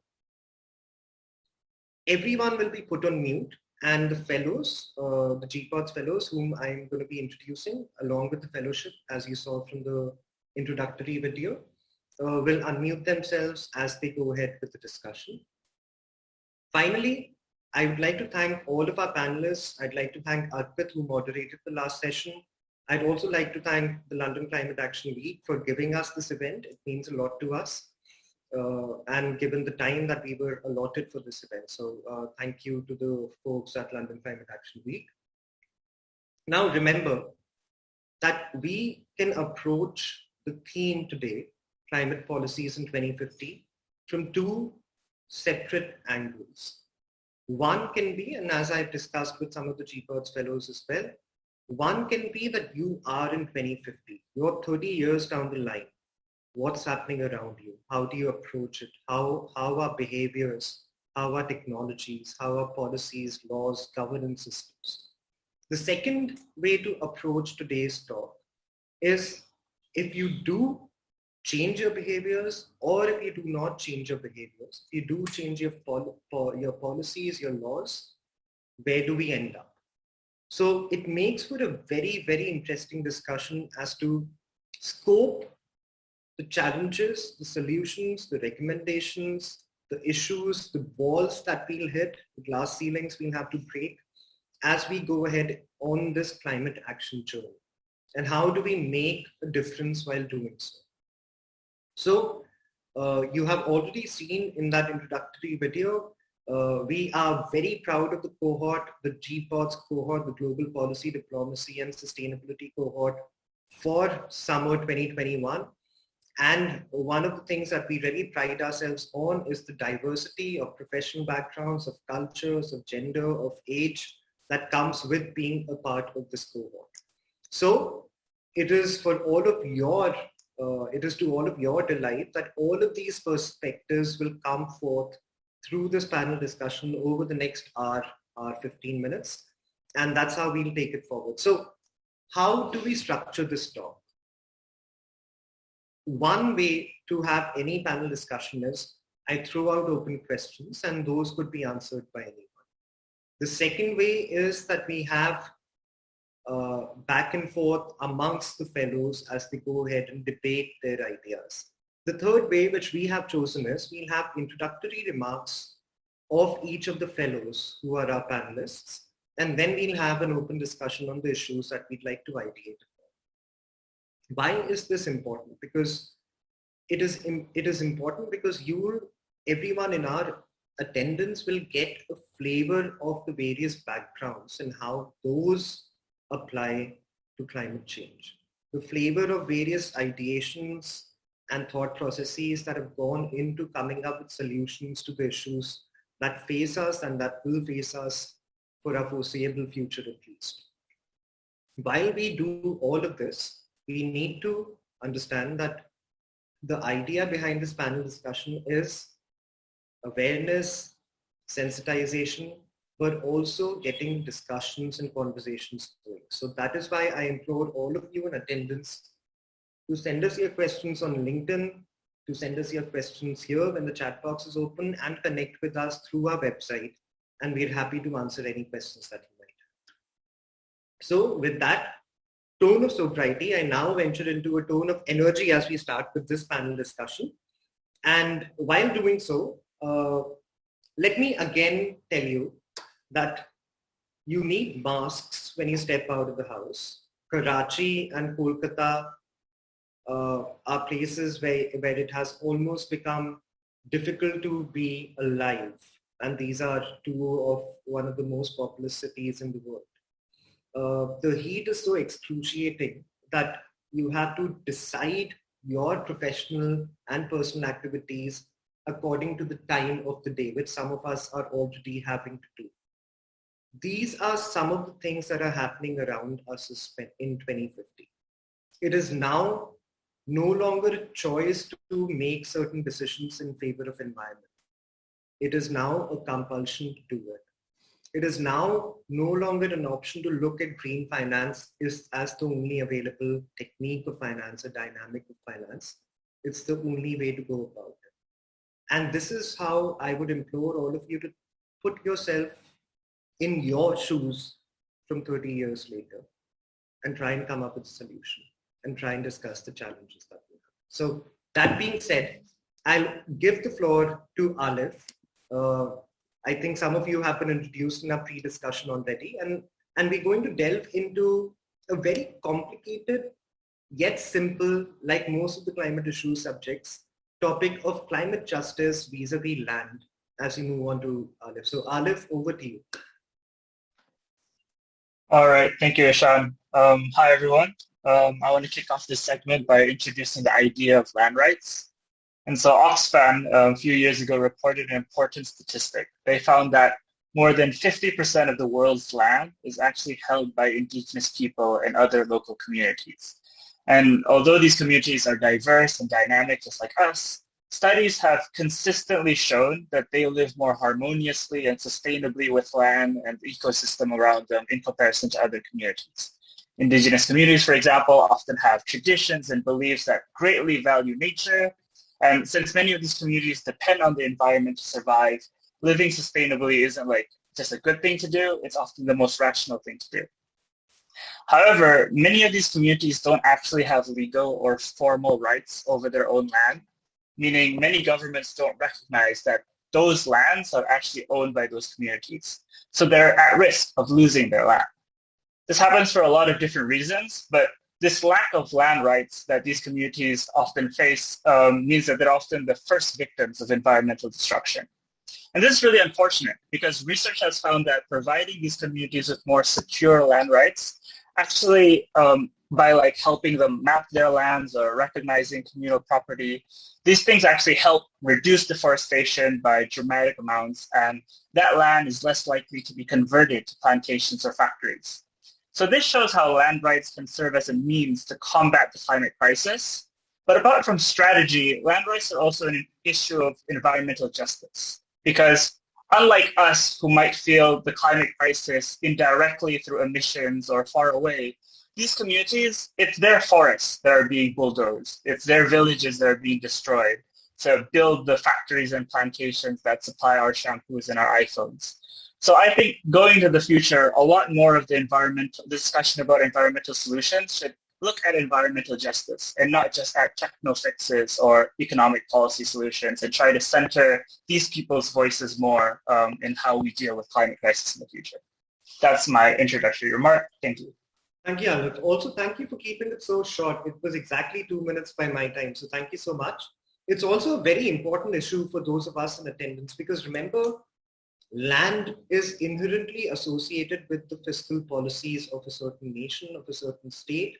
It is also a derivative of our economic opportunities and resources. So what does income have to do with all of this?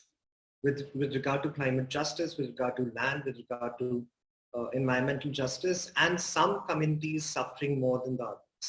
So to address that, I'll invite Ishita to comment upon the aspects of income and inequity, inequality in terms of climate justice. Thank you so much, Ashan. So the impact of climate change is not being borne equally amongst the younger generations and the future generations, and the rich and the poor, and almost around all the countries as well. So one of the World Bank studies states that the COVID-19 pandemic has already brought a 10-year setback, in terms of our poverty or income inequality targets towards 2030. So climate justice is that we maintain a duty to act in such a way that the standard of living of the future generations is above a certain threshold. So fast forwarding to 2050, the global temperature has already risen by 1 degree, despite all the countries chasing the net zero targets and decreasing their carbon emissions. We have a lot of missions going into space. We probably have found life on Mars as well, because Earth is not more livable anymore.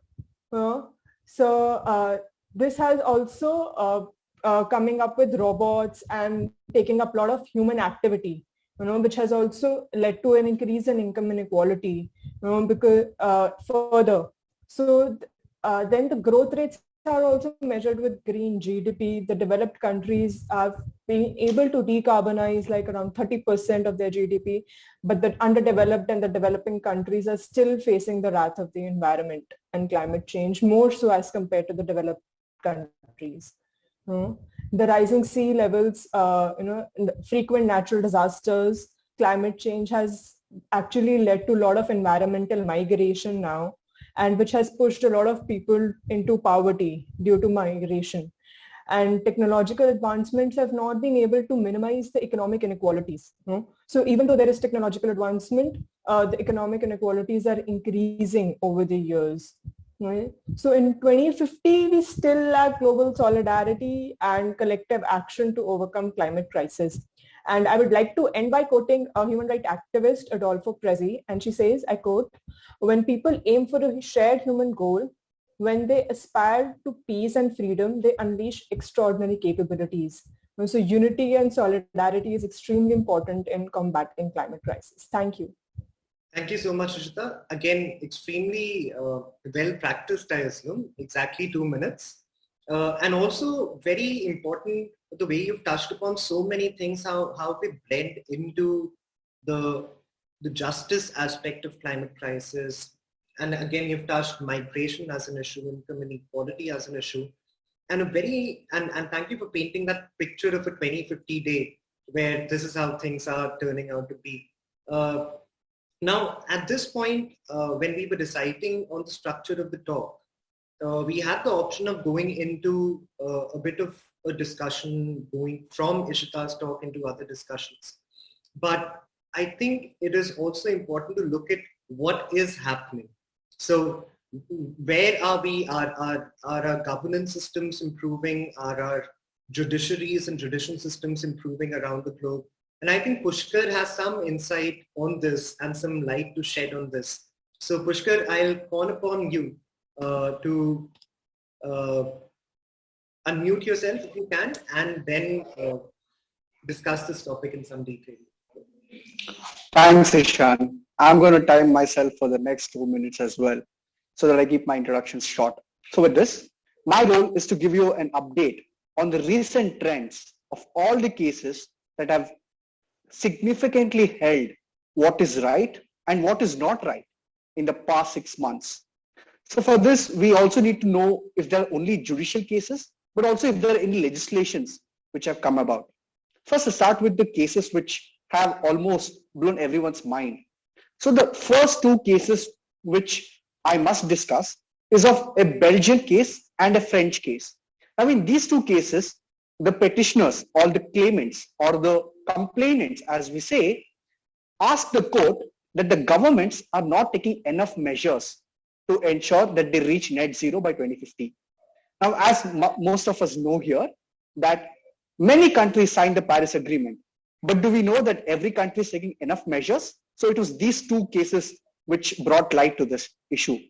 Ultimately, both the courts, both the Belgian and the French court, held that the governments failed to take measures. But strikingly and fortunately, or rather unfortunately, we should also note that the government did not penalize them. Now, this is something very strange. On one hand, you say the government is wrong. At the other hand, you don't penalize them. Anyway, I'll move on to my next case. Next case was about the German case, which in the previous session, Wendy was briefly touching upon, about how youth are knocking the doors of the court in Germany. Now, in this case, it so happened that Germany has a law, by the way, on the Climate Protection Act, also known as KSG. So they said KSG is violative of their basic rights of humanity. The court said, yes, you're wrong. The act in itself is discriminatory and does not provide enough measures to ensure that there is net zero by 2050. However, the court did not give them any sort of direction as to what is to be done. So the court restrained themselves under the bigger principle called doctrine of separation of powers. I don't want to go into the legality of it, but the next case is quite similar to it, which is the most well-known case, the known case of Shell in the Royal Dutch in the Netherlands court. This is the first time that any court in the history of where we have written has held that a private corporation is responsible to reduce its carbon emission by 45% by 2030. Now, with this, I'll stop with the cases. It might be boring. But the one thing that I must say, exactly 5 days ago, a group of legal experts and great environmentalists defined the word ecocide. Ecocide is a crime, as an international crime under the Rome Statute. Article 8 in specific says ecocide is an international crime. So with this, I think I must stop and I'll hear for your questions. Thank you. Thank you, PK. Also, thank you for saying that you would not want to get into the legality of it and then just discussing legal decisions and legal systems. But a couple of very important points and something that segues into Karina's point that she will be making right after this, which is, why does the judiciary have to intervene? Do we not have enough laws? Do we not have enough policies about this? What is the paradigm of policy when it comes to climate justice? And on that note, I'll pass it on to Karina. If you could just delve a little into this subject specifically. Thank you, Ishan. Sure. So what I'd like to bring to the table today is to question, when we talk about climate justice, what exactly do we mean by justice? And we could either be talking about the common differentiated responsibilities of nations towards net zero from historic emissions, or the legal recognition of climate migrants. And it's not about one or the other. It's about the plurality and contextuality of all of these definitions. So in this exercise of placing myself in 2050, what I think is we have won certain small battles, but in general, the picture is quite somber. And what have we struggled most with? Has not been exactly creating the technology necessary for carbon sequestration or removing carbon from the life cycle of supply chains, but the scaling of these innovations, leveraging the required financial resources to find the climate to fund the climate proofing of infrastructures in our cities in an equal manner. And I'd like to argue here that our blind spot has been not integrating justice principles into these engineered solutions, replacing one technology for the other without a radical change in our social contract. Because as it is right now, our economic system is unfit to account for these social critical issues. And that process has left the same people who were suffering before the most adverse impacts of climate change, and leaving them even more into vulnerable conditions without access to these new clean energies and access to being really part of this new green economy. So the way we define climate justice and why is it important that we introduce it into every level of the decision-making process is what I want to discuss here. And whether it's at the national policy level, at the urban planning level, or through a set of choices of actions by engineers when designing infrastructure that adds net value to the output and creating a shared knowledge among all of the stakeholders. Thank you. Thank you, Karina. Some very important points made here as well, both in terms of plurality of decisions, but also plurality of choices that need to be made available. And the way you try to redefine justice and question what justice truly is also something that we should learn, because sometimes we are having our own tunneled visions and maybe single dimensions or double dimension visions, and we stick to those. But it is, I think, high time to redefine what justice should be. But one of the very important aspects of justice and inequality when it comes to environmental and climate change impact has been on women, has been on children, has been on the beleaguered communities that have been suffering. It is often said that those communities suffer the first and the worst. So to shed some light on that, I'm giving it to Anshul, who will talk about something similar and on that issue. So Anshul, over to you. Thanks, Ishan, and also thanks to London Climate Action Week and EnviPol to give me an opportunity to speak on some crucial climate issues. I'm Anshul, and today I'm going to address the feminist approach to climate justice. Bringing a feminist approach to climate justice here says that women's knowledge can prove to be a key and advantageous source for solving the climate crisis, and why it is necessary to bring together the social, political, and economical dimension with the environment and all of this while we analyze the problem in order to translate visions into actions. So to understand this better, we could take studies that have focused on the impact of natural disasters on women. For example, in an event of natural disaster, women are prone to the risk of death 14 times more than men. The risk of violence and sexual assaults also increases on genders that are not cisgendered men. So to conclude, we need to understand that it grows out of a patriarchal system where unequal impacts of climate change are making it harder to achieve a gender equal world. To combat this in the face of reality, it is necessary to introduce finance plans that are gender responsive and increase financial allocation for gender-based impact. We should add more women in the decision-making process of such issues. For example, provide space for indigenous women. This collective effort and improved discourse is what will bring us one step closer to the solution. Thank you. Brilliant, Anshul. You covered so much under the umbrella of gender justice and relating it to climate justice as well.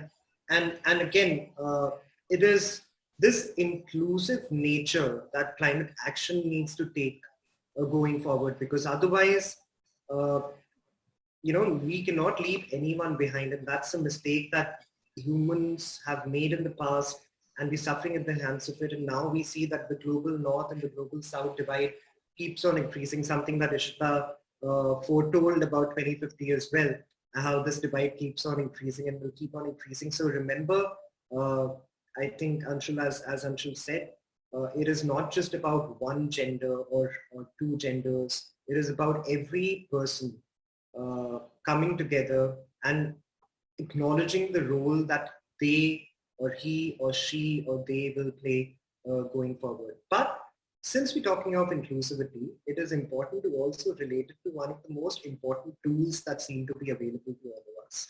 This was discussed in the last panel discussion about the importance of climate finance. It was discussed in the form of circular economy. And taking this inclusive circular economy approach is what Khushbu will be doing in her talk. So over to you. Thank you so much, Ishan. I'm eternally pleased to be here. And the subject of my talk today is about inclusive circular economy, primarily focusing on social justice and environment. So to start off with, what I mean by here is that according to the recent reports by the World Bank, in the OECD countries alone, there are 572 million tons of waste are generated annually, which means by 2050, the global population will also rise to 11 billion people, which also Dr. Gupta has also mentioned. And this means that there will be higher pressure on existing natural sources, and also there would be a huge requirement for the new infrastructure, housing, and services.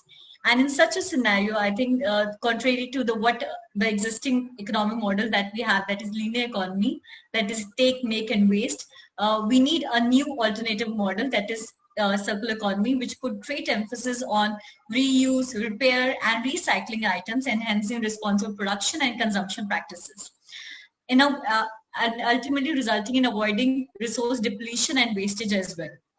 And also, but however, I always believe into that when we talk about inclusive circular economy and to make it more gender societal inclusive, it is very important that to address inequalities, which include informal workers, which includes better representation of formal workers, better working conditions, and ethical trade practices as well. Also, it is important to be noted that women are the carriers of actually responsive production and consumption practices because of their traditional given roles and circular behaviors such as repair and reuse. So thus I strongly believe that women can play a major role in mitigating climate change by reducing unnecessary waste and avoiding unsustainable consumption practices. And that is why I believe that a greater participation of women in terms of decision making and economic activities of great importance to bring that much needed change that we are foreseeing in 2050. And also I believe that when we think of circular economy, inclusive circular economy model, we should not just think of reducing the carbon footprint, but also it should be reflecting, I think, social inclusion as well. And that is why we can see in the recent times more and more startups, social change makers are coming up, which are not just addressing the environmental concerns in terms of wastage, but also keeping in mind the health and well-being of the employees and the labor as well. So yeah, thank you so much. Thank you, Khushbu. A holistic approach, I think that's what we take from your talk. And it is all the more important given the discussions we've had in the last panel and some points that have been raised, that if there's lack of inclusivity, you're not just losing out on certain inputs that you would have got in terms of the knowledge capital, in terms of financial capital, resource capital, so on and so forth. But then you're wasting that capital that could have been otherwise usefully put. And to talk about waste and how there is no waste and everything should be included in the way we develop integrated approaches to circular economy, I pass it on to Meghna to comment upon circular economy, waste, and circularity. Yeah, thank you so much, Ishan. Hi, everyone. Khushbu spoke about the micro level, circular economy aspect of things, whereas I'm going to be speaking a little bit more about the macro level of things. So I think it's safe to say that with the increasing focus on circular economy, waste management policies of 2050 will be focusing more on resource management rather than waste management itself. One of the most important policy objectives of waste in 2050 will be to obviously reduce the overall quantum of waste generated. And primarily this will be done through responsible design of products. So the aim here would be to extend product lifespan and increase recyclability and recoverability and repairability, as Khushbu had mentioned. So the second thing that these policies will focus upon is to maximize the use of existing resources in the system, because there is a definite need to bring down the incessant extraction and consumption of new natural resources. We cannot afford to keep extracting and using more and more resources. So of course, to meet these policy objectives, producers will play a very important role, not just through design, of course, but through strengthening their reverse logistics systems, because the aim here is to kind of ensure that post-consumer waste is managed effectively wherever it is generated. The second aspect would be to strengthen our recycling infrastructure, which is something producers can do in partnership with the government. So the government support here is something that is crucial. Now, these policy objectives are applicable across various industries, be it FMCG or textile, even for electronic waste or even automobiles. The second aspect of waste management in 2050, I think, is, and this is something we haven't started to think about yet, it's waste generated from the renewable energy industry.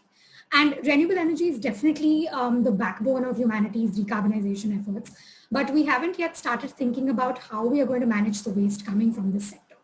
The reason I bring this up today is because an example of this would be that the International Renewable Energy Agency has projected that by 2050, we will have generated around 78 million tons of solar panel waste.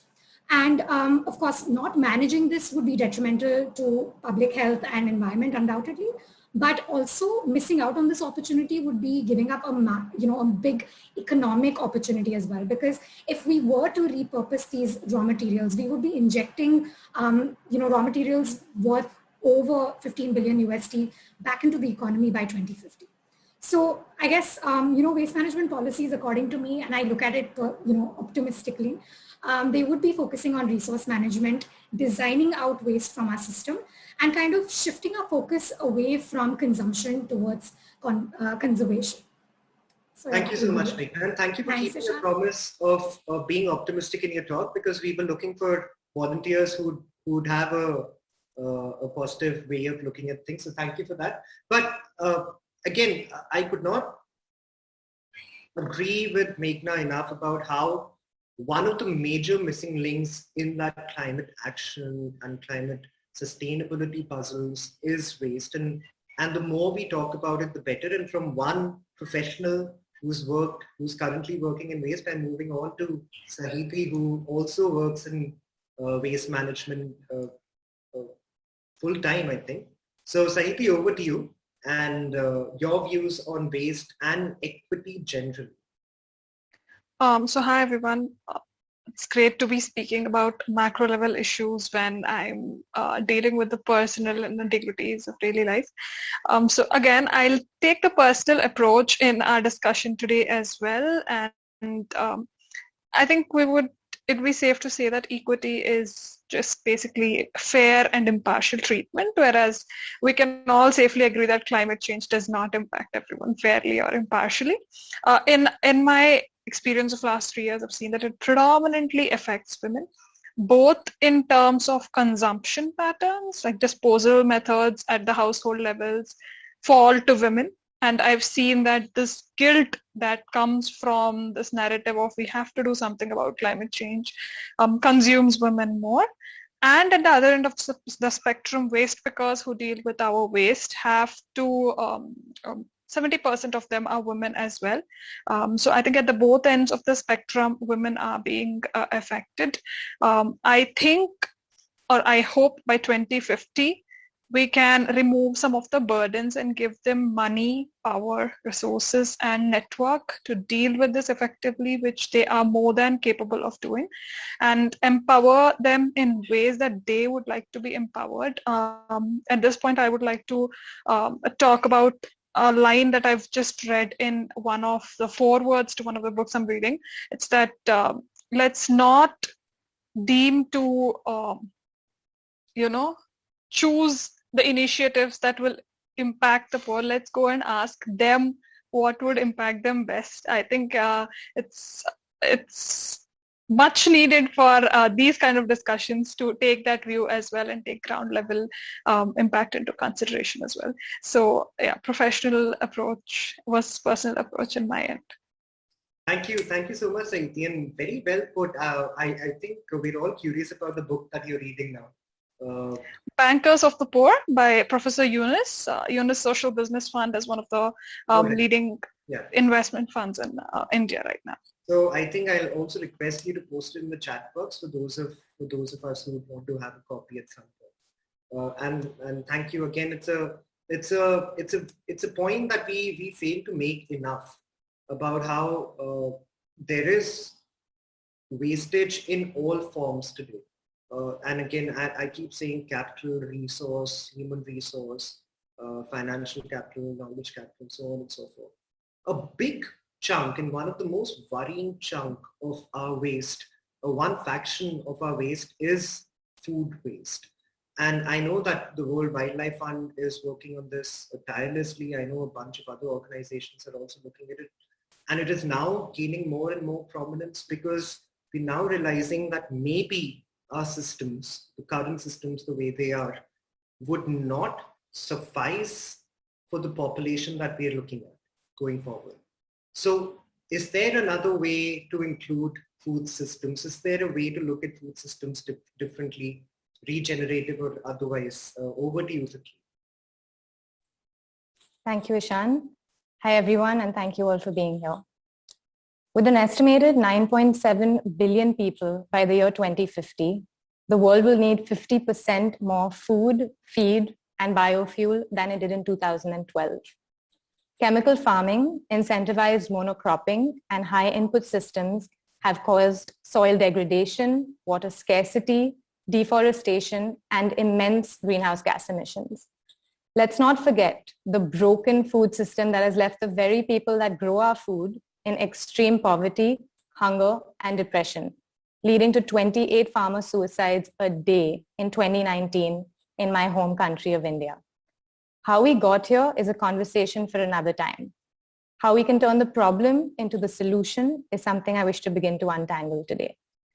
Unsustainable agricultural practices cause the desertification of land, thereby releasing carbon and water from the soil into the atmosphere. This changes the water cycle, the climate, in turn causing poverty, conflict, and migration. The solution to all these problems involves us working with nature, not against it. Understanding that soil is alive and consciously designing diverse ecosystems that mimic nature. These resilient ecosystems draw down carbon, and this could be what we need to not just reach net zero by 2050, but to sequester our legacy load of carbon from the atmosphere, thereby reversing global warming and providing food abundance for all of man and all the species we share the planet with. I would like to introduce regenerative agriculture through the words of a pioneer in natural farming, Masanobu Fukuoka. I quote, "We must find our way back to true nature. We must set ourselves to the task of revitalizing the earth, regreening the earth, sowing seeds in the desert. That is the path society must follow." Thank you. Thank you so much, Titli, and thank you for covering such an important topic in such a succinct way and being absolutely on time as well, which I have a soft spot for, as you'll realize as we go through the panel discussion.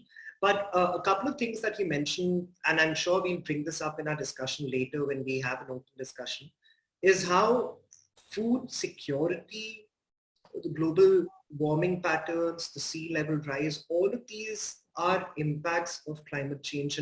And while food is an indirect impact as to how it is happening, a direct impact on our Anthropocene living and on our anthropocentric living, which we'll talk about in some detail later, is also being faced in how human beings are adapting to it. And the truth of the matter is, adaptation is not possible for a lot of us. So the only option then is to flee, to find another place to live.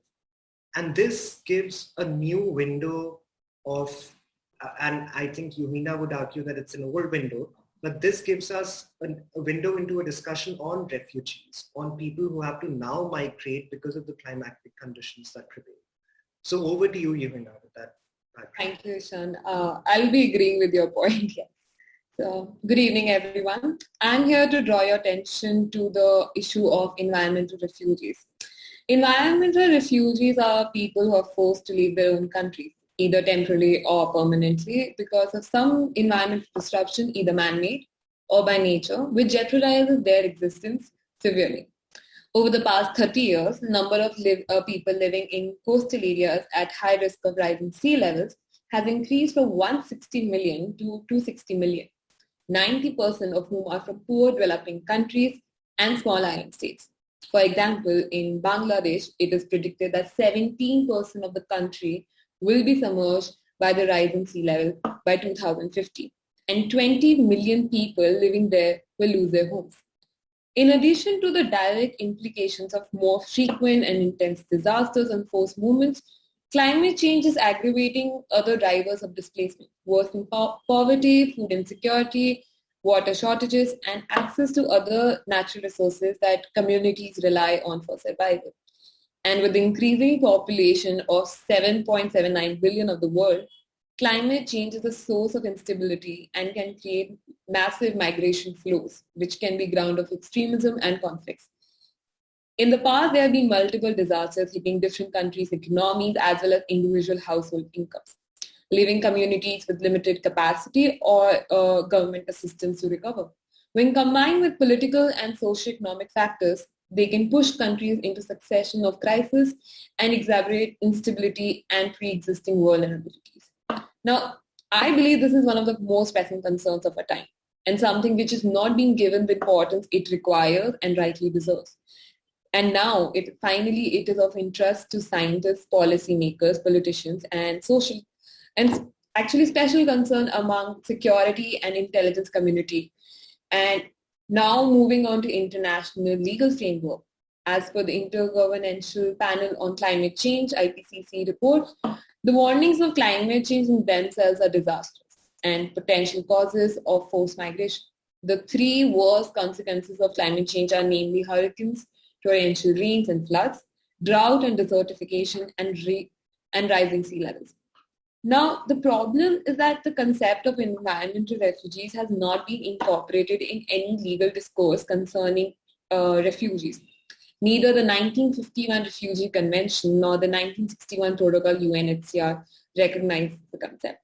From UNICEF to other international conventions such as the 1969 Organization of African Unity, OAU Convention, governing the specific aspects of refugee problems in Africa, and the 1984 Cartagena Declaration on Refugees do not include the ambit of environmental refugees. Now, to bring your attention to the current scenario, there are areas already facing the impact of climate change, especially Tuvalu, Kiribati, Solomon Island, Louisiana, and the United States, who face the threat of flooding as they're just centimeters above water. Now, this is a very interesting bit of argument that UNHCR gives, is that when it comes to comparing political refugees and environmental refugees, they say that environmental refugees have still somewhere a right where they can rely on the protection of the national government. But what it fails to realize is that climate change is not something which can be curtailed by state governments or anything. Climate refugees are only forced to leave their respective lands because their governments cannot manage the given calamity. Now, example to this would be interesting fact that the government of Kiribati bought a piece of land in 2014 in Fiji to serve as a refuge when their country finally disappears under the rising ocean. So that's an interesting concept, but that's just one state among other 280 states across the world. So to conclude with, while climate refugees are not accepted under the international law, it does capture the sense of and vulnerability of populations and the need to act on the behalf of the people affected. UNHCR assessment states that without ambitious climate action and disaster reduction, climate-related disasters could double the number of people, requiring humanitarian assistance to over 200 million each year by 2050. Thank you. Thank you, Yumina, also for giving us such a well-rounded argument in favor of appreciation, acknowledgement of environmental refugees. It is staggering to notice the kind of numbers that you've mentioned. I think 20 million people only in Bangladesh, and we do not have who will become environmental refugees due to the climate impacts, and not to have any laws or not to recognize them as recipients of protections that usually come with the refugee status. It is extremely interesting, but I actually recently was watching an interview of Cristina Figueres earlier in the week, and she was talking about how the refugee situation will also mean that you need more border security. The borders are more prominent, a lot more financial capital will now be spent on borders and keeping people out instead of the inclusive nature in which we should be handling this. And obviously there are arguments on both sides because there's resource scarcity for the current states in itself, and then to welcome so many people from outside. So these security implications are some that I invite Navroz to comment upon and help us solve going forward. Thank you, Ishan. It's an absolute honor and privilege to be here. And as I'm exchanging pleasantries, I'll just take a second to share my screen for the presentation that I have.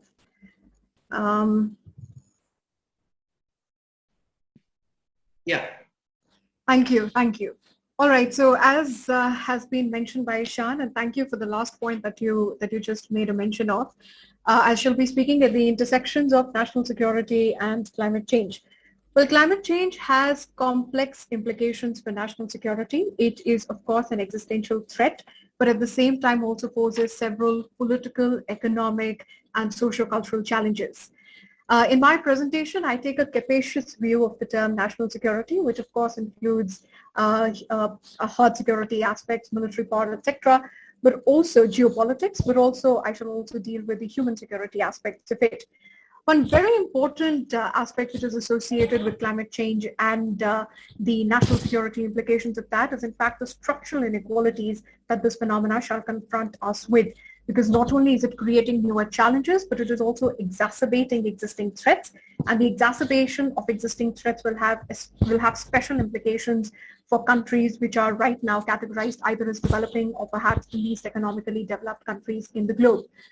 My presentation is very quickly going to cover a few of these points. I shall begin with the most obvious, that is associated with climate change, land degradation, and the impact that it has on oceans, and in fact the extent of the domino effect that it has upon food security.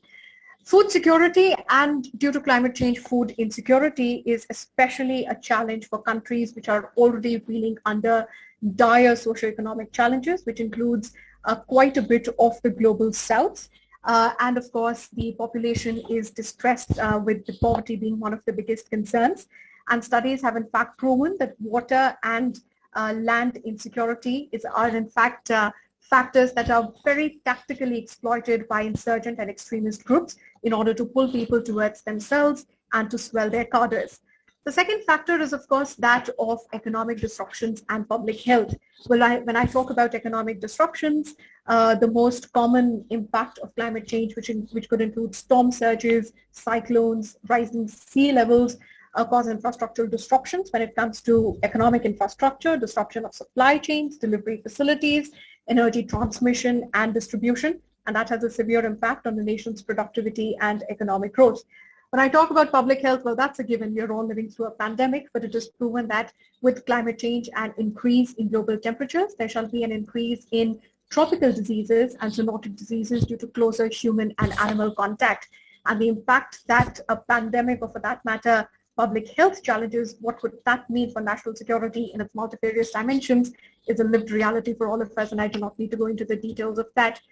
And when we talk about geopolitical tensions, I think I shall be talking about the two major factors. The first one, of course, being the Arctic and the great game that we see in the rush towards the Arctic, which is being seen between China, Russia, and the United States, and what it means for the ecology of these eco-sensitive zones and also for the geopolitics that is emerging out there. At the same time, when you talk about climate change and the impact that it will have on critical military infrastructure, the Fukushima Daiichi disaster in 2011 spelled clearly for the world what these implications could hold, especially for military infrastructure that is located along national coastlines. Coming back to the geopolitical dimension of it, and this is where I relate myself back to the beginning of my presentation when I talked about structural inequalities and what that especially means for the developing and the least economically developed countries, which are then presented with this combined package of land degradation, fragile state capacities, water scarcity, leading to increasing civil strife and conflict, and which also ties to Yuhina's presentation about environmental refugees and rising out migration out of these regions, something that was very clearly seen could also be leading to rising geopolitical tensions.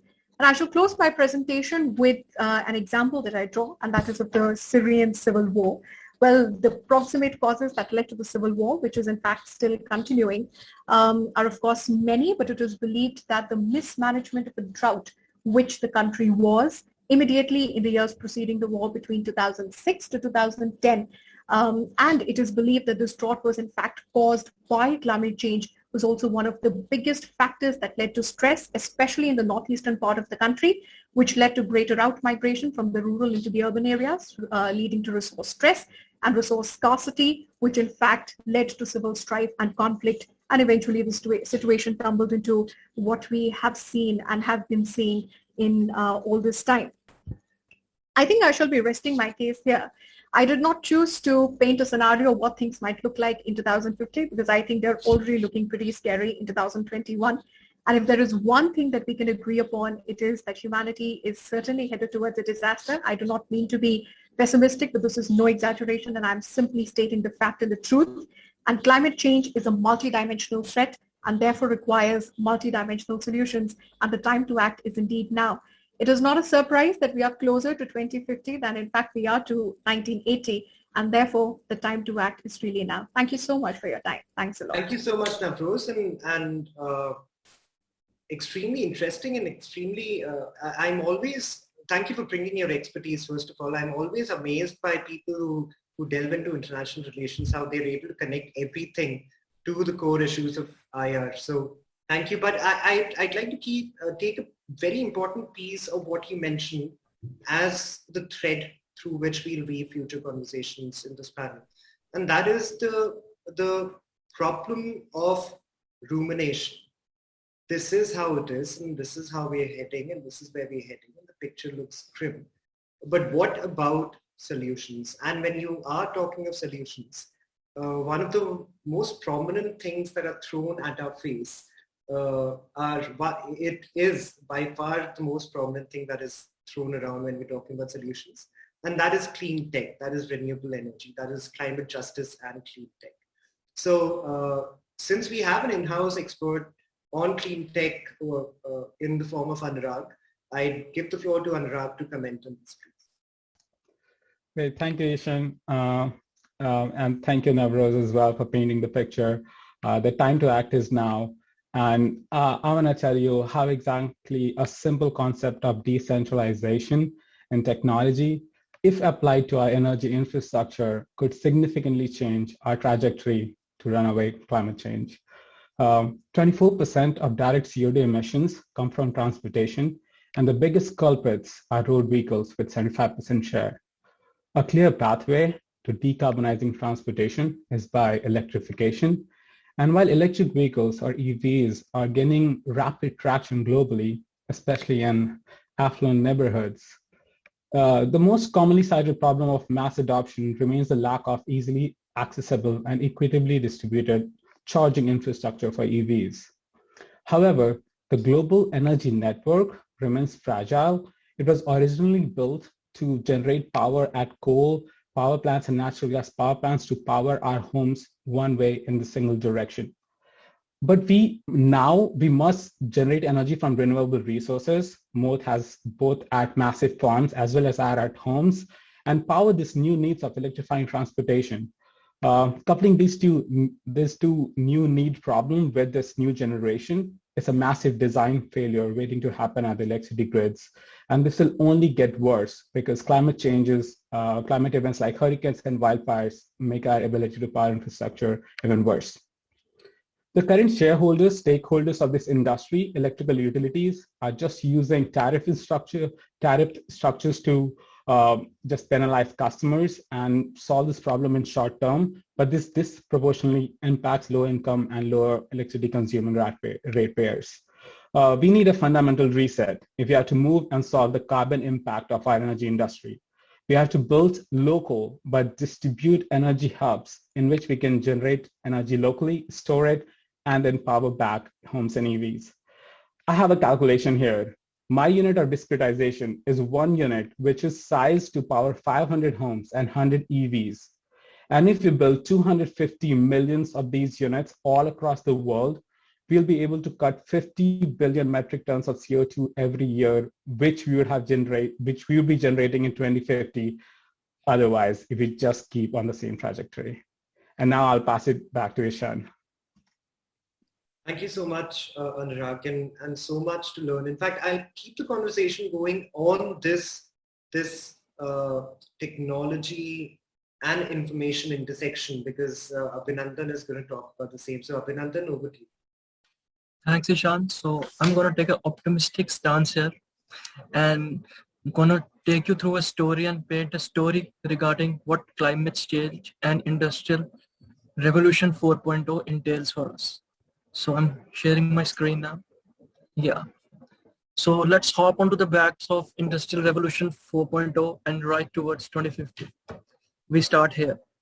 So what is Industrial Revolution 4.0 or Industry 4.0? It is a symbiotic relationship between cyber-physical systems, artificial intelligence, 3D printing, virtual reality, Internet of Things, and big data, which combine together to prove that technology advances humanity and humanity advances technology. Next is what we are currently going through in our lives and in our global multilateral systems. The intergovernmental organizations like the G7 and the United Nations are failing. The Paris Agreement deadlines are coming closer, and we are failing there also. And the Sustainable Development Goals right now are still in tatters. So this will lead to a 1.5 degree increase in global temperatures by 2030, a 2-point increase in global temperatures by 2045, and sea level will rise by 0.5 meters by 2050, meaning that all the island nations now are drowned and their population will have to migrate. So this is not only an existential crisis for humanity, but for all the species around the world. But I want to paint an optimistic picture. So let's go further at what we can do. So our agenda is decarbonization, the current industrial system and economic system that runs the world. And the means to do that is Industry 4.0. And the ends that we want to achieve is zero emission industry of the future. That will not only save us carbon, but also save us lives. So how can we do this? This is a transition framework, and which you can see on your screens, and we can map. These 5 tenets will accompany us into the future by manufacturing with regards to AI, which is localized manufacturing using efficient 5G technology.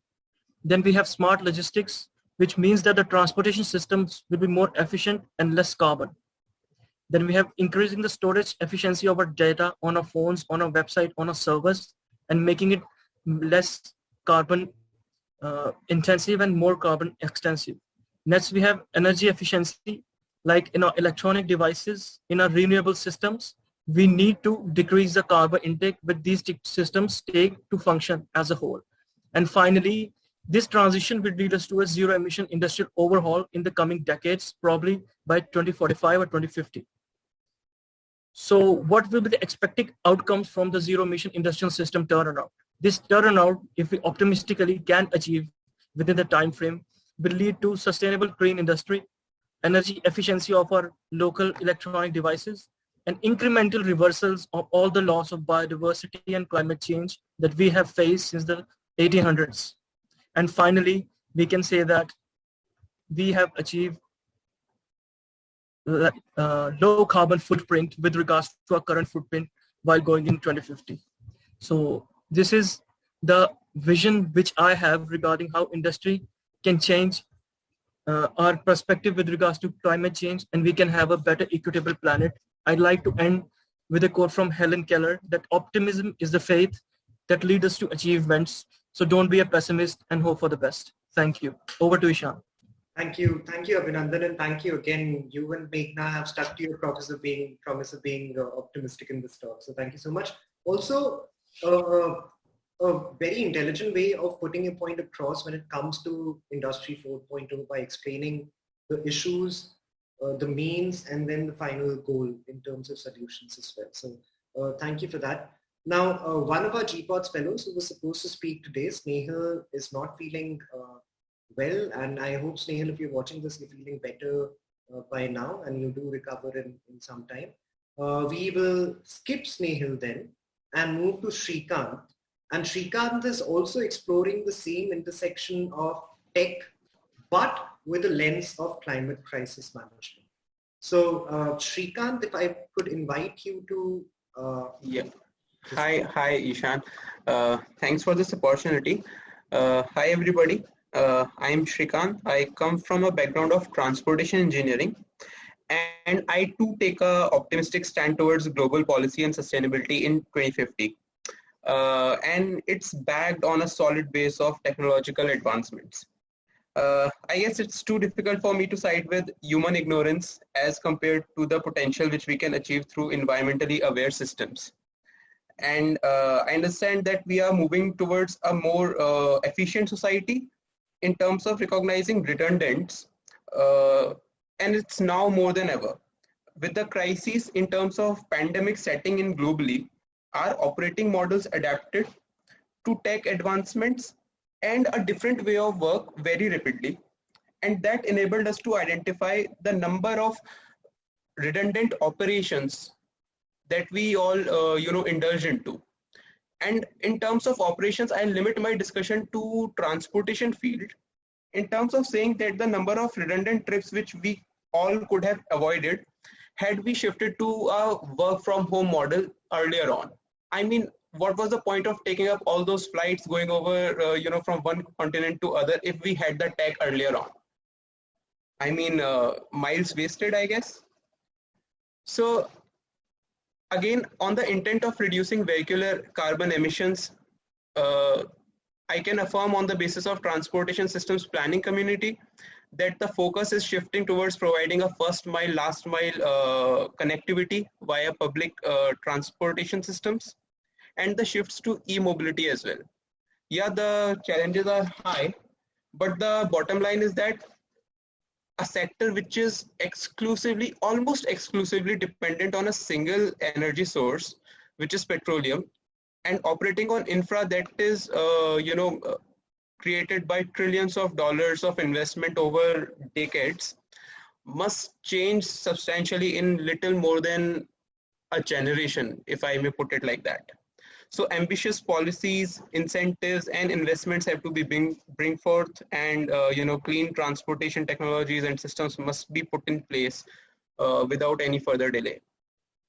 So tech is in the background of this all. If it hadn't been for high-speed internet connections, we won't be having a global panel discussion during a pandemic.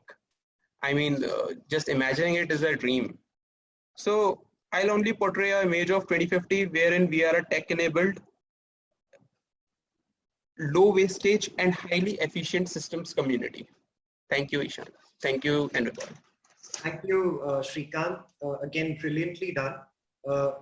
All the GPOTS fellows from the past cohorts and the current cohort, if the reunion now cannot happen physically, it's because Shrikant brought to light how impossible it should be to travel to each other's cities. So you have someone to but thank you, Shrikant. Now, there's obviously a lot. And for those of you who know me personally on LinkedIn or otherwise, who are watching on LinkedIn or otherwise, you know that I keep coming back to the behavioral and the psychological aspects of making changes. So with that notion in our minds, let's move on to how do we achieve all of this in terms of tech, in terms of economy, in terms of nudges. What are the lifestyle and behavioral changes that we should be looking at, if at all? So with that being said, over to you, Yash. Yash, you're on mute still. You're connecting to audio, now you're connected. Now you'll have to unmute yourself again.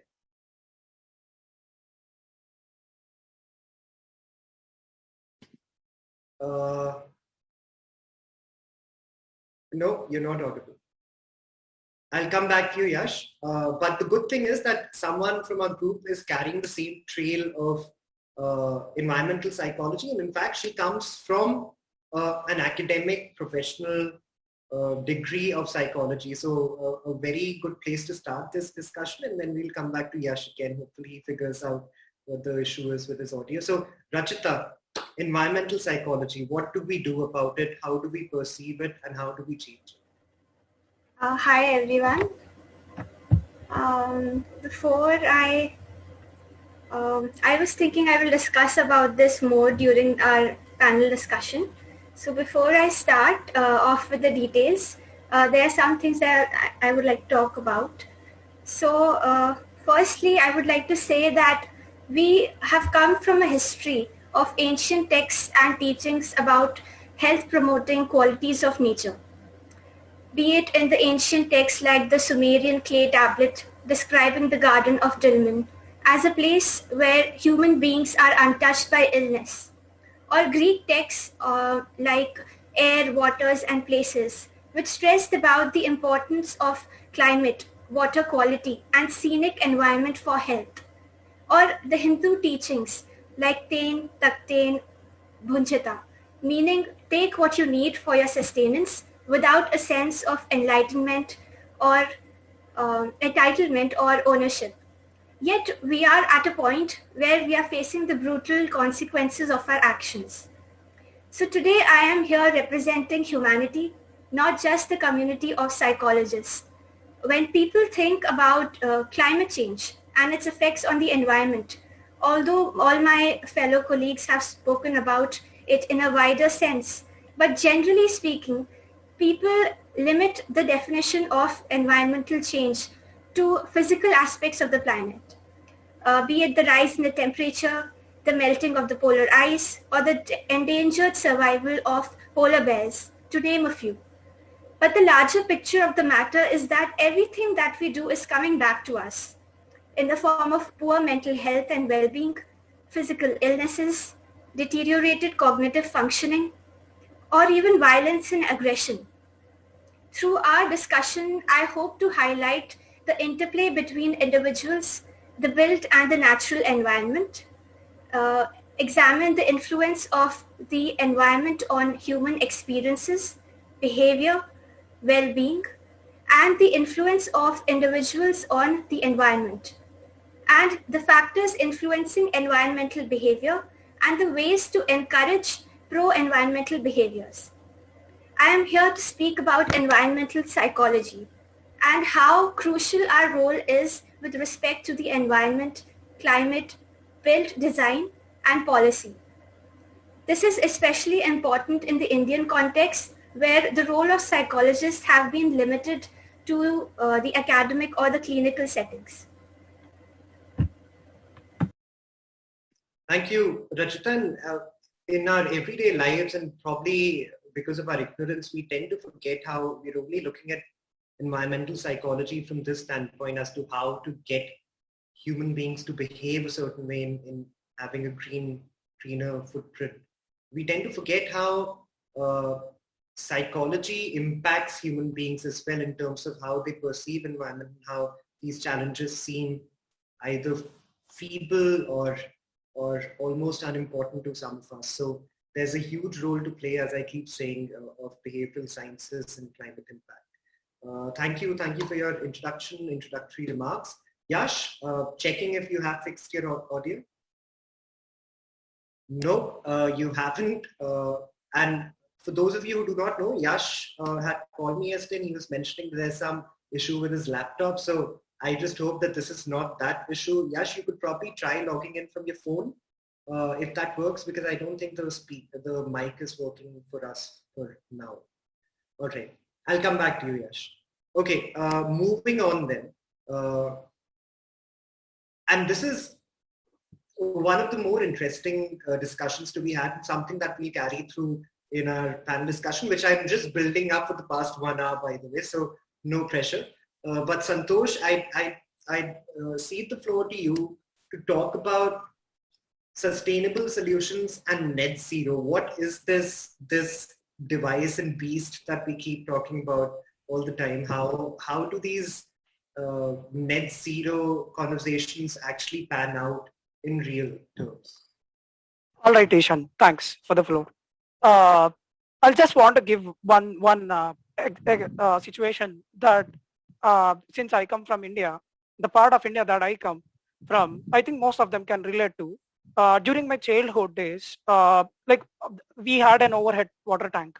And whenever the water tank is asked to be filled up, so I was always interested to look after whether the water tank is being filled or not. So I used to climb up the floor, look at it, and the moment I realized that it's about to fill up, and I go and warn my mom to turn off the motor that's filling this tank. So she runs to that particular switchboard and turns it off.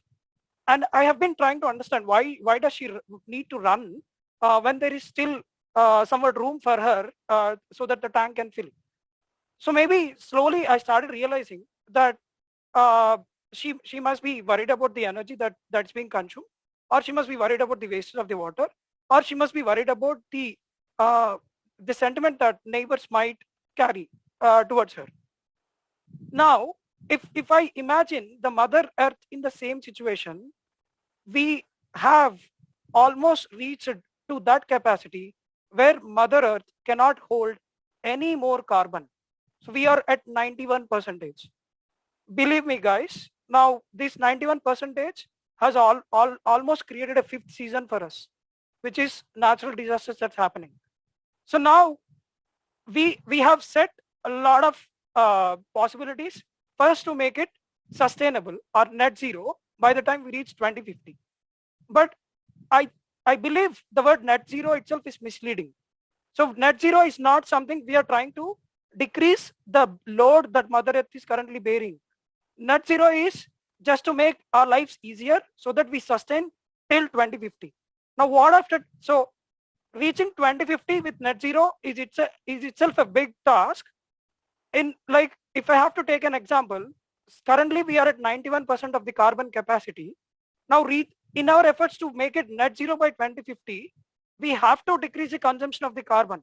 But at the same time, remember guys, if you don't grow or if you don't mine, the economies will not survive.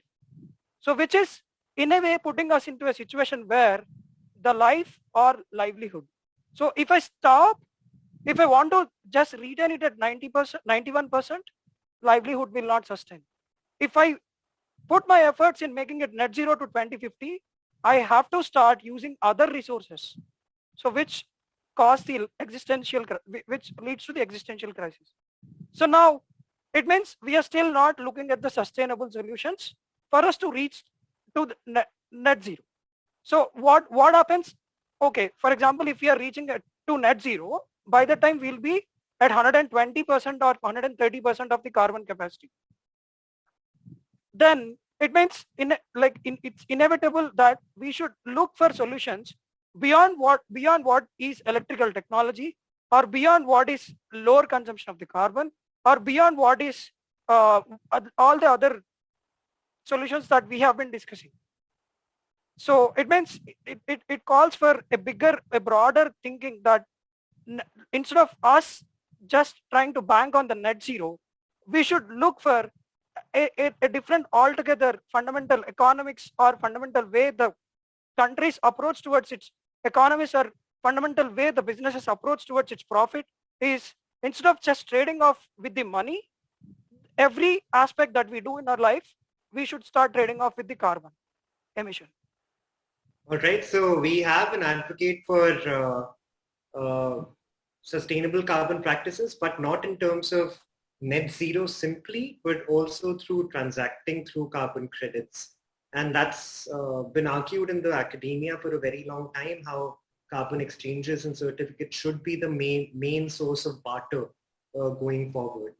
Let me keep the flow of the conversation going, and I hope that Yash has joined us. I'll come back to him after I go to some of our other panelists. And this is a very important point, because solution-based approaches are sometimes winding us down in the sense that, all right, we've decided that net zero is a solution, and then we just start working towards it without realizing what that solution entails. So if that is a solution, that is our goal, what is a certain gap that exists between our national targets and global policies? Are there solution-based approaches that we're not looking at, or are there approaches that do not consider goals the way they should be considered. So that being said, I'm moving to Suchita. Suchita, if you could carry the conversation forward, please. Yeah, thank you, Ishan. So I'm going to take you back to the time when the nations agreed to ambitiously reduce their emissions so that they can keep the temperature rise by 2 degrees Celsius, and more ambitious target was to keep it by 1.5 degrees Celsius. This was the Paris Agreement in 2015, and how the countries decided to go about it was through setting up nationally determined contributions, some non-legally binding strategies, unlike the Kyoto Protocol. However, that was in 2015. Now, when we see today some recent reports by United Nations, it's observed that the INDCs that have been submitted by the various countries, or the new INDCs or the updated ones, they're not ambitious enough to reach the target of 1.5. Rather, if these targets are going to go like this or being implemented like this, then we could have a temperature rise of 2.6 degrees Celsius by 2100, by the end of the century. And there were some long-term strategies also that the countries were required to submit, which was also very limited according to the recent reports. And for the emissions to drop by 7.6%, which was decided to reach the target of 2 or 1.5 degrees Celsius from 2020 to 2030 is now seen to be not achievable.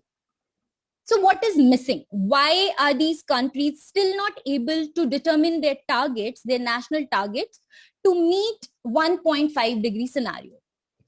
I will give you 3 issues that most of the countries, majority of the authors, majority of the research say that these countries, and especially the developing countries, they are yet not able to integrate these targets into their national policies, the policies that aim for development. When they are not in mainstream, there is no kind of mechanism to monitor them. And if there is no mechanism to monitor where have you reached in terms of your milestones, there is no adaptive management strategies. You cannot go back to your objectives and change it so as to achieve your objective. Second is, these targets, when they were decided, they are in silos. There was no collaborative approaches. So all we need when such targets are decided or when they are integrated or mainstreamed into the developmental policies, they need to have a collaborative approach, not vertical, but also horizontal. So it should be a top-down and bottom-up, a merger of the two. Third issue is the countries, they lack the capacities in terms of the financial resources, the human resources, that is the skill sets, and the technology to make this advancement or to lower down the gap between the international and national climate change policies. Now, how can we do that? As we discussed in the first, as many panelists discussed in the first panel discussion, you need to have a collective collaborative approach.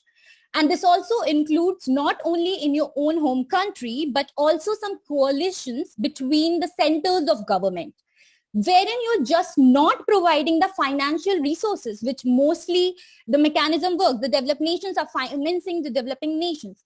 Not only that, but overcoming the constraints that certain countries face when they determine their national targets and when they mainstream it into their policy making.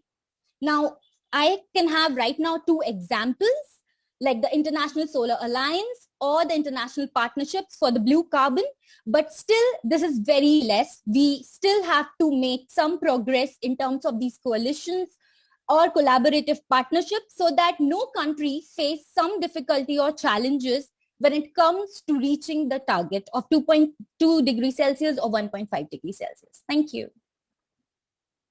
Thank you, Suchita. Very well covered again.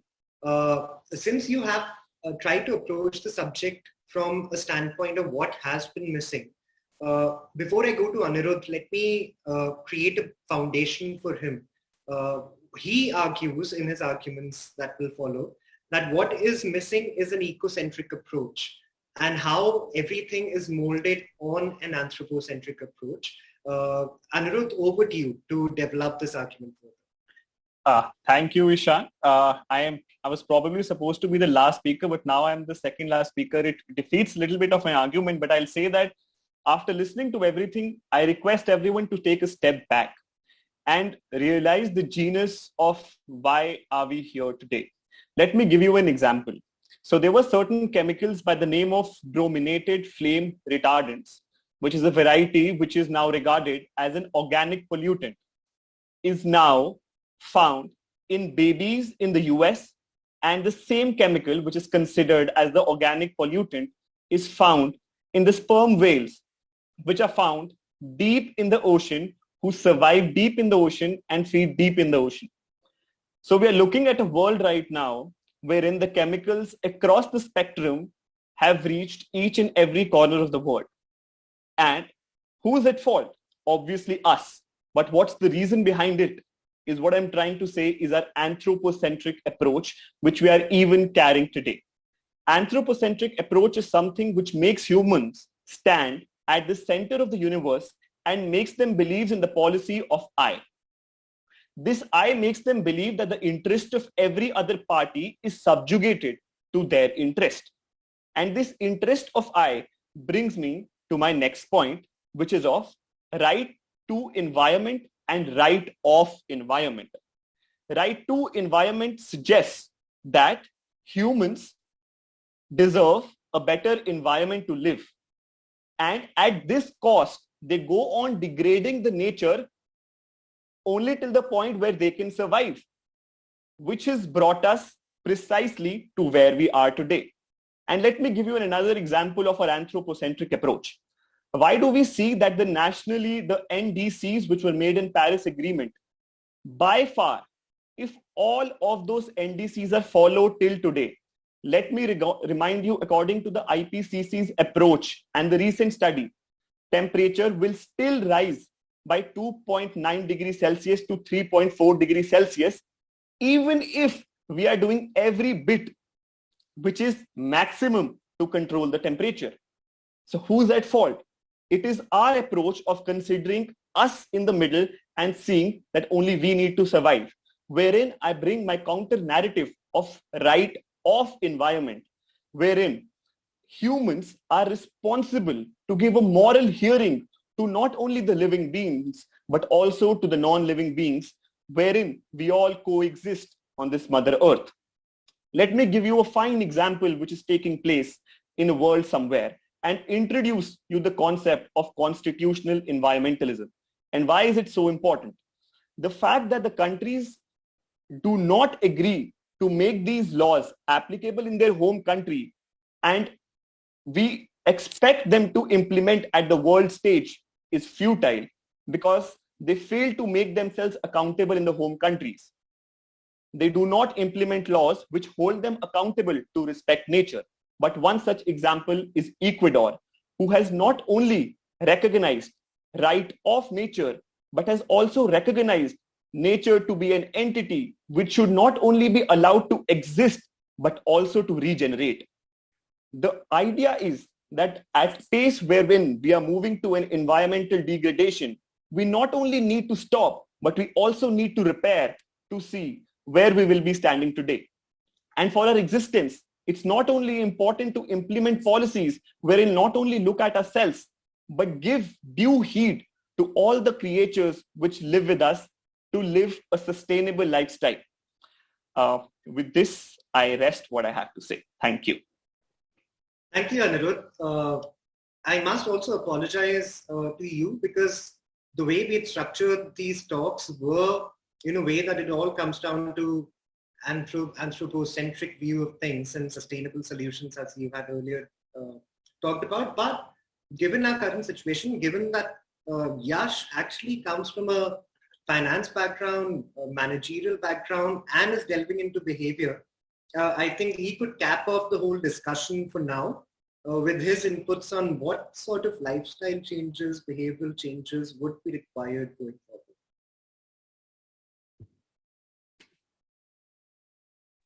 forward. Thanks, Ishan, and sorry guys for the audio glitches earlier.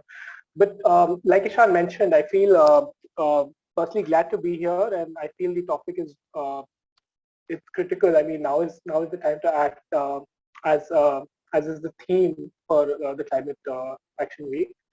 And just want to continue from what Ishan said. So like he rightly pointed out, I'm going to talk about a little bit about what we can do, and looking more towards the solutions part and not discussing the problem so much.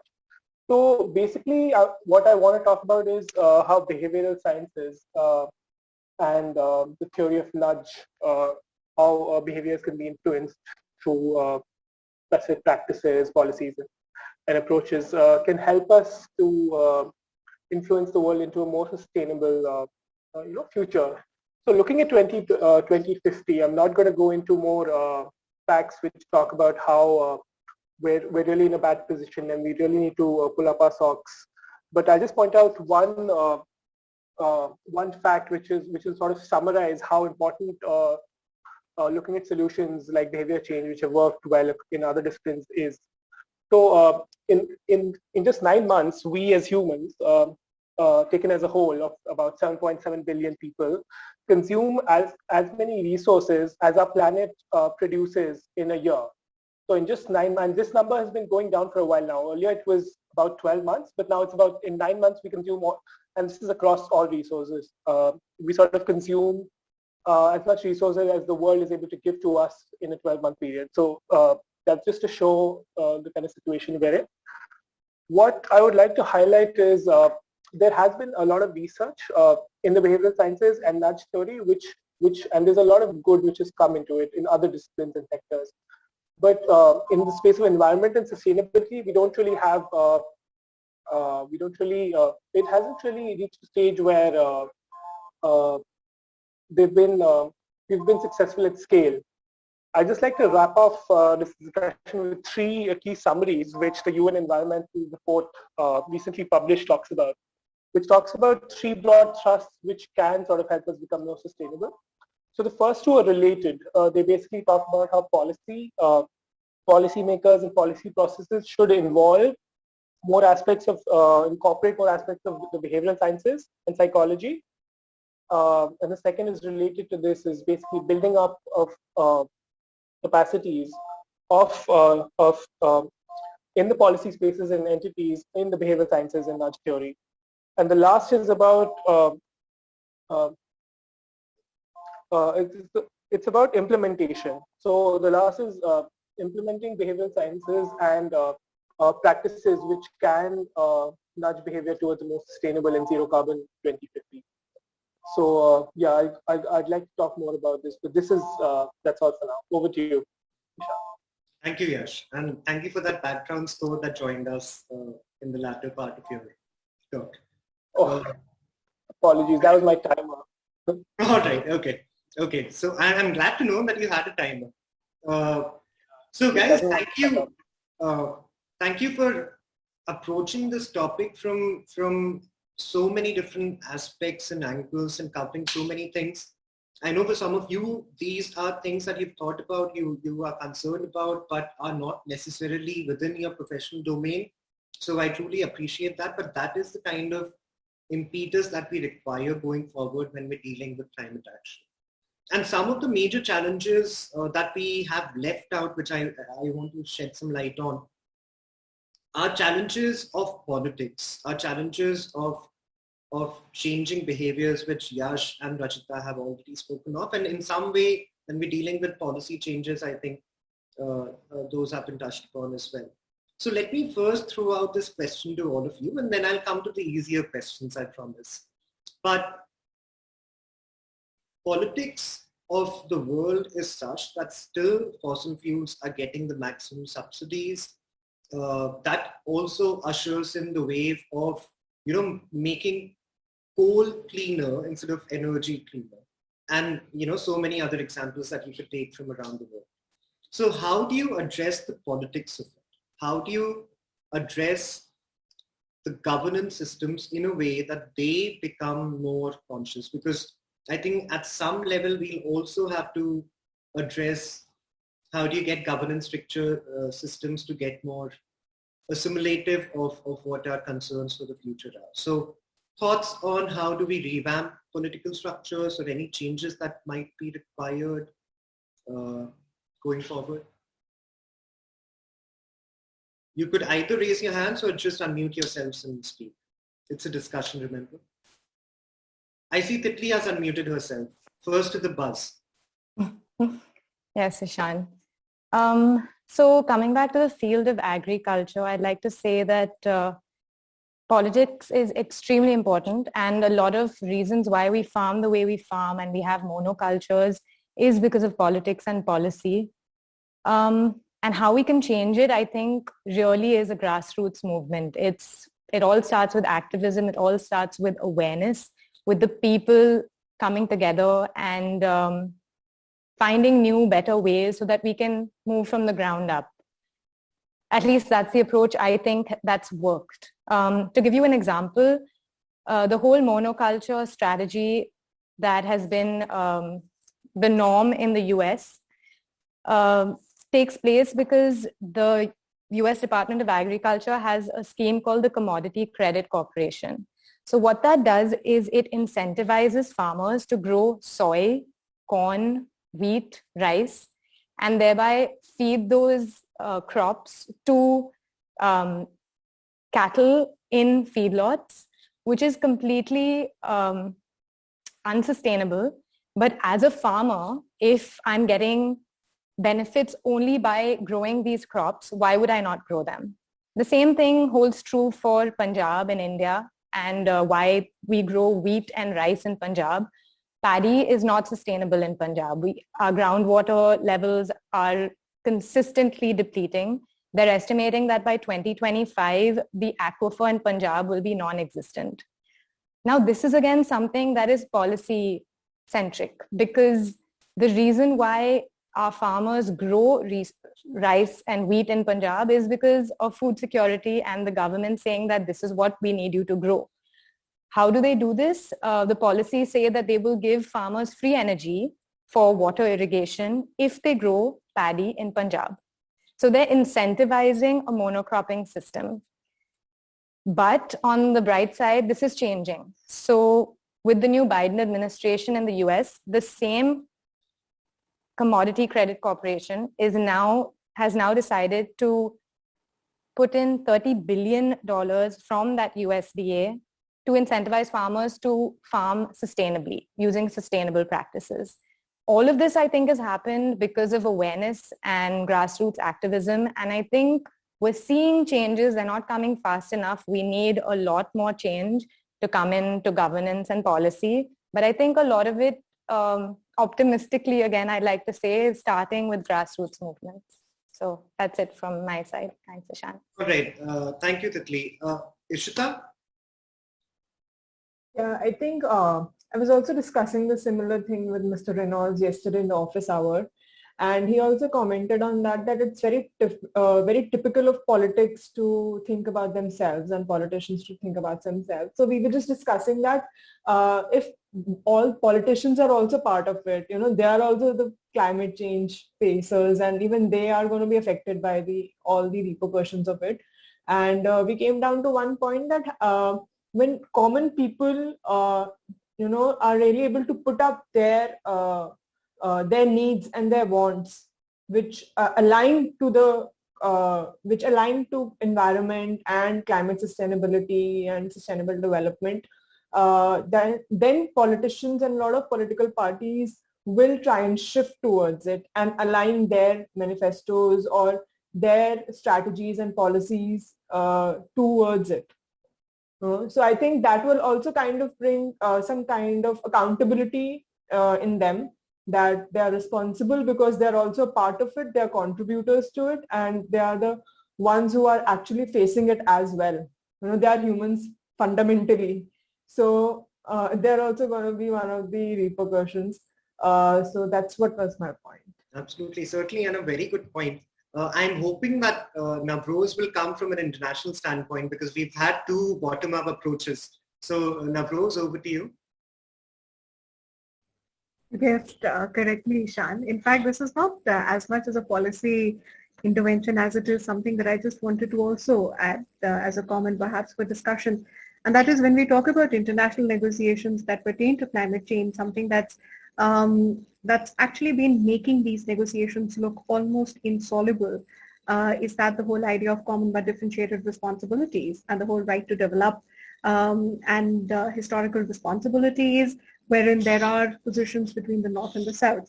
So this is something that I also wanted to bring up during this discussion, and I would really like to hear some other comments as well on these positions. Yeah.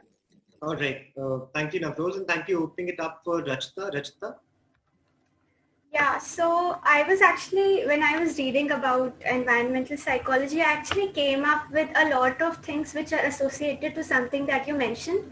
Actually, all of the points that have already been spoken are the conventional routes taken, and they are very important, and they hold true.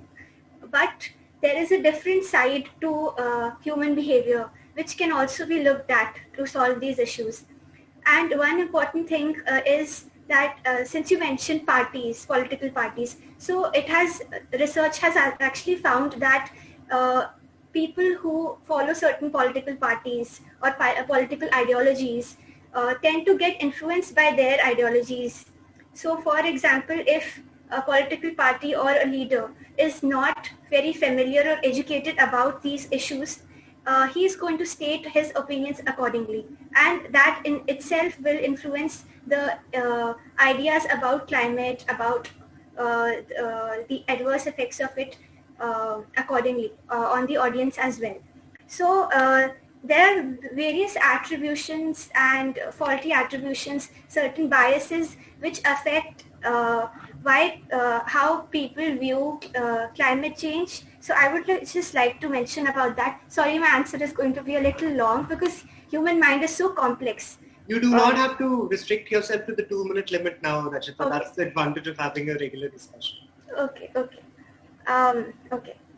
So the first issue is, and I think that I also spoke about during my introduction, is the narrowness of the issue of climate change itself. Now we are all educated people, we are experts in different fields, so we are aware how the purview of climate change is so wide. But in the general population, if you ask someone about climate change, he's going to talk about greenhouse effect or global warming. But there are so many more problems. So the first issue that we need to address is expanding the definition and not narrowing it down to just these things. So this, we can take help of media outlets. The more the mainstream media talks about widening the definition, the more the general audience is going to be aware of them. And of course our politicians, so especially in the Indian context. Information dissemination through media and through alternate channels as well. Yes, where yes. people are more aware of it, and it's not one person influencing everyone with their blinded thoughts, if one will. Even though I must correct you, Rachita, I did not mention political parties or ideologies. I just referred to politics. Okay. The other thing is risk perception. So people have different subjective judgment about the risk of these encountering certain events when it comes to climate change. So like I think it was Alif who mentioned that there are certain communities which are more directly affected by climate change, and they are more sensitive towards how they deal with their surroundings. But this is not the case with people, because there are certain biases. I'm not going to get into the technicalities, but there are certain biases which make them feel that okay, this is an outgroup and this is an in-group and out-group problem, and it is not us who is going to be affected. It is somewhere out there. Correct. This is your pot, and this is your vegetable, and this is something that you have to do. Yes, and the other issue is this problem might affect us somewhere down the line in the future, maybe not immediately. And the problem with this is it is affecting us slowly, but just like you know how the effect of smoking is not immediately seen, similarly the effect of our actions is not immediately seen.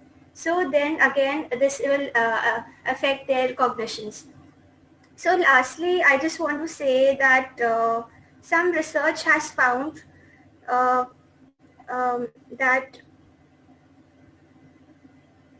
we can probably come back to the research in a bit, Rachita, but points very well made, because I think each of these points connects to something that we can relate to in our lives, and how these behavioral, psychological advancements are what we require to approach this problem from a different way, even though I still think that politics is a different beast altogether, and we require as much innovation in our politics as we require in technology going forward for climate action. Alif, over to you. Hi, Shan. So I just wanted to diversify the opinions a little bit about politics, because I think I'm more on the spectrum of being very pessimistic about how much movement politically and how much progress we can make in terms of tackling the climate crisis. I think like the way the world is set up and how most systems that we currently live in, I don't think that will make, there won't be like I think environmentalists have been like hoping for this moment in which everybody kind of wakes up and decides to do the right thing to solve the crisis, and I don't think that that moment will ever come. There's a couple of reasons at the top of my head. I think like the middle class globally in each country, I don't think they'll ever be ready to let go of some of their luxuries that is actually needed to overcome the climate crisis. A lot of people have this optimistic hope that we can solve the climate crisis without, lowering our standards of living, and I think that that is a unrealistic expectation, and that will get in the way of a lot of political calculations. And just generally because there's an imbalance between who contributes to the climate crisis, who is impacted, who is going to be benefited or harmed by future climate solutions. I don't think we're going to get to that point in which everybody's like collaboratively working and unified and like kumbaya solving the climate crisis. So TLDR, I just don't think that humans have enough altruism necessary to muster the political capital to overcome the climate crisis. I'm not arguing that we should give up, but I think that this is actually the most realistic scenario, because we've been forecasting about, 2020 is our cutoff time, 2030 is our cutoff time, extinction this. And there's so many thresholds that we have utterly failed, and I think we're just going to pass by 2050 our targets and not meet them. So that was just like kind of doom and gloom from everybody's optimism. Basically 3.5 hours of discussion, and we're still at the same spot of pessimism. Thank you for rounding up the discussion, Alif. Also, I must confess that I'm a little disappointed that when you said that to expect, despite the technology, we are not, we would not have to change our lifestyle choices, and the standards of lifestyle will probably have to go down for you to effectuate climate action. I was hoping that Anurag or Santosh will come up with an answer and a reply and probably a retort to that. But Anurag has also already given you his appreciation for that comment. So I'll just move on to Yuhina, then Santosh, and then Anurag. And Anurag, that's more of a clarification that I'm demanding from you than your thoughts on the statement. So there are some certain points that I would agree with Alif, but I'm not as pessimist as he is. But or anyone else. I think Alif came out of a Stephen King novel, right? In that 5-minute frame. It's like everything's gonna be the end of it. Yes, Yuhina, go back to you. No, I believe there's going to be an end of a lot of things, but I just don't think it's going to be as soon as we expect. Maybe like much later. So the certain points that Rachita and Alif and everyone made about talking about who will be impacted, and there's like certain section of people, and I wanted to talk about the fact that this people who are facing the impact of climate change belongs to a certain sector of community and certain class, which is the socio-economic class, and the effects are not people who are facing it the most. You mean? Yeah, people. I believe at this point, someone who is not educated or is not like his socio-economic class is not as well as someone else is suffering more, because you do not have the resources to make a better decision. You're not understanding what is actually happening, because we talked about farming. We talked about the kind of farming we are doing. So someone who's been a farmer throughout their life, suddenly they start having bad crop for like for 2-3 consecutive years, and they realize it's due to because the water content in the land has like too much salt in it. It's because of rising sea level. So the person who is a farmer and in certain part of the country who's not educated will not be able to come to such finding immediately. He has to depend on other factors like other organization, maybe government, some think tank, some NGO to come up with that kind of fact finding and understand what is the problem. Also because maybe the priorities are different. That person's priority is not to find climate solutions, but to feed himself or herself, maybe. Yeah, exactly. And he's not even aware. Maybe if that person is somehow aware of what's actually happening, or his living conditions are a little better, that he would be able to like demand answers like from the government, ask for some kind of like remittances and everything. So there's some kind of support from the government. And I mean, the climate change is as much as a global issue as it is a local issue. Agreed. This is, guys, being said by someone who discussed climate refugees. So please make note, it's a local and global issue. But point taken, Yurina. We'll move to Santosh. I think his arm must be aching now. His hand has been raised for a long time. Yeah. So, I mean, for many of the countries, job creation is the biggest problem. Now, job creation is not happening because there's no technological advancements that's happening.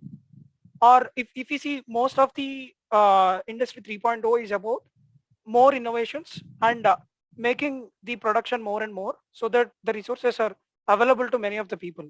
But in Industry 4.0 is about bringing efficiencies to those innovations. But really, the innovations are not happening, which can disrupt the way we are living.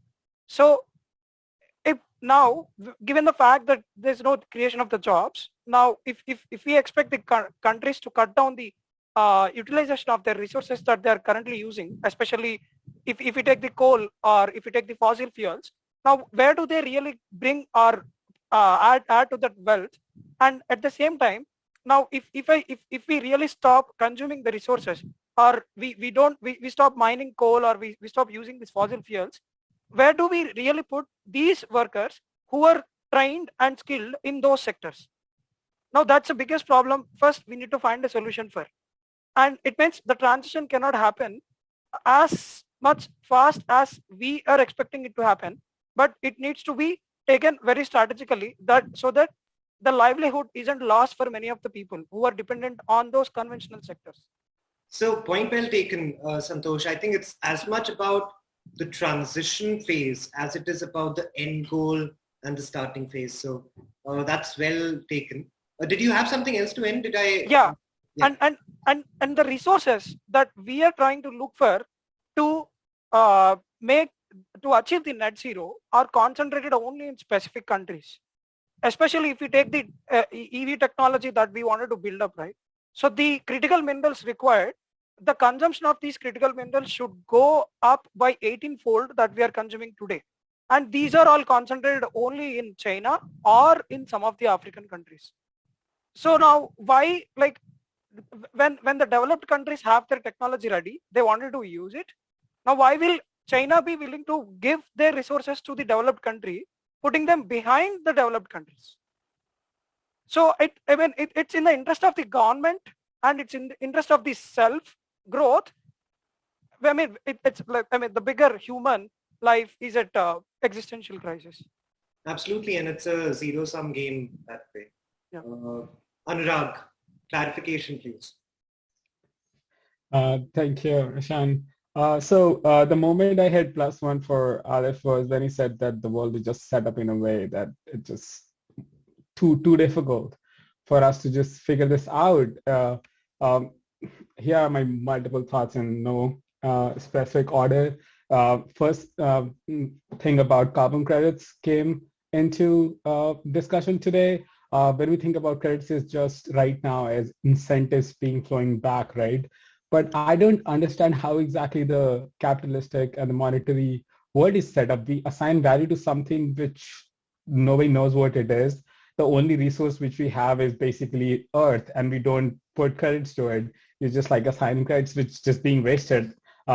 everybody just tries to make money because that's the only thing which matters, right? The discussion started with the point that we are making coal cleaner, not energy cleaner. So, and then again, when we come to policy making, the world is governed by, right now, oil and gas has been the massive Goliath, right, for the last multiple decades. And that's where the power is. Power flows to people who run governments, or like, that's how you choose your government. So that influence, even if we could build good technology like EVs or energy storage, like long back, 20 years back, it was just subdued because the power is held by somebody else. So it's just it's so much work, because we had to completely change the social order. We have to innovate in technology, and then time is running out. I still have a pessimistic view, even if you're working as hard as we can to solve it, because we don't know when world's gonna end. We heard 2026 today by Benji, right? It's the thing is, like, it's not remotely true that it could not happen. We don't know when exactly a runaway event happens. The permafrost, Elon Musk keeps talking about it, right? So the thing is, like, we can't predict our weather like the next like 7 days from now, because it's just very difficult. It's partial differential equations, which we still do not know how to solve properly, and like how exactly it affects. So it's just is the thing is that we have to do, and we must hope for that something climatic just does not come in our way. And so that's the urgency which we need to work with. So that's my defense. Obviously, there's much things which we can do. Hopefully, we have 50 more years until 2050 to figure this out, and we probably do. I hope that answers it, Irfan. All right, point taken, Anurag, and obviously point very well taken by Alif. There's a bit of mutual admiration happening there. I'll go to Santosh and then Titli, and I also, because we have barely 10 minutes left, so I want to take at least one question from the audience, which I will after you guys have made your comments.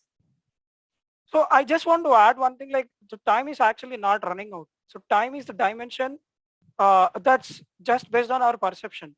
So actually, if we put a lot of gravity, as per Einstein's theory of relativity, the time can be halted. So it's a speed that always remains consistent, but let's put a lot of gravity into it so that we are able to fix this problem by the so I think you took that literally. I don't think that was meant to be taken literally. I think it's just saying that this has to be done as soon as possible. So point taken. I know that there's a paucity of I think in any case, and that's a very brilliant point. I think Anirudh would also appreciate it in terms of what he was suggesting earlier.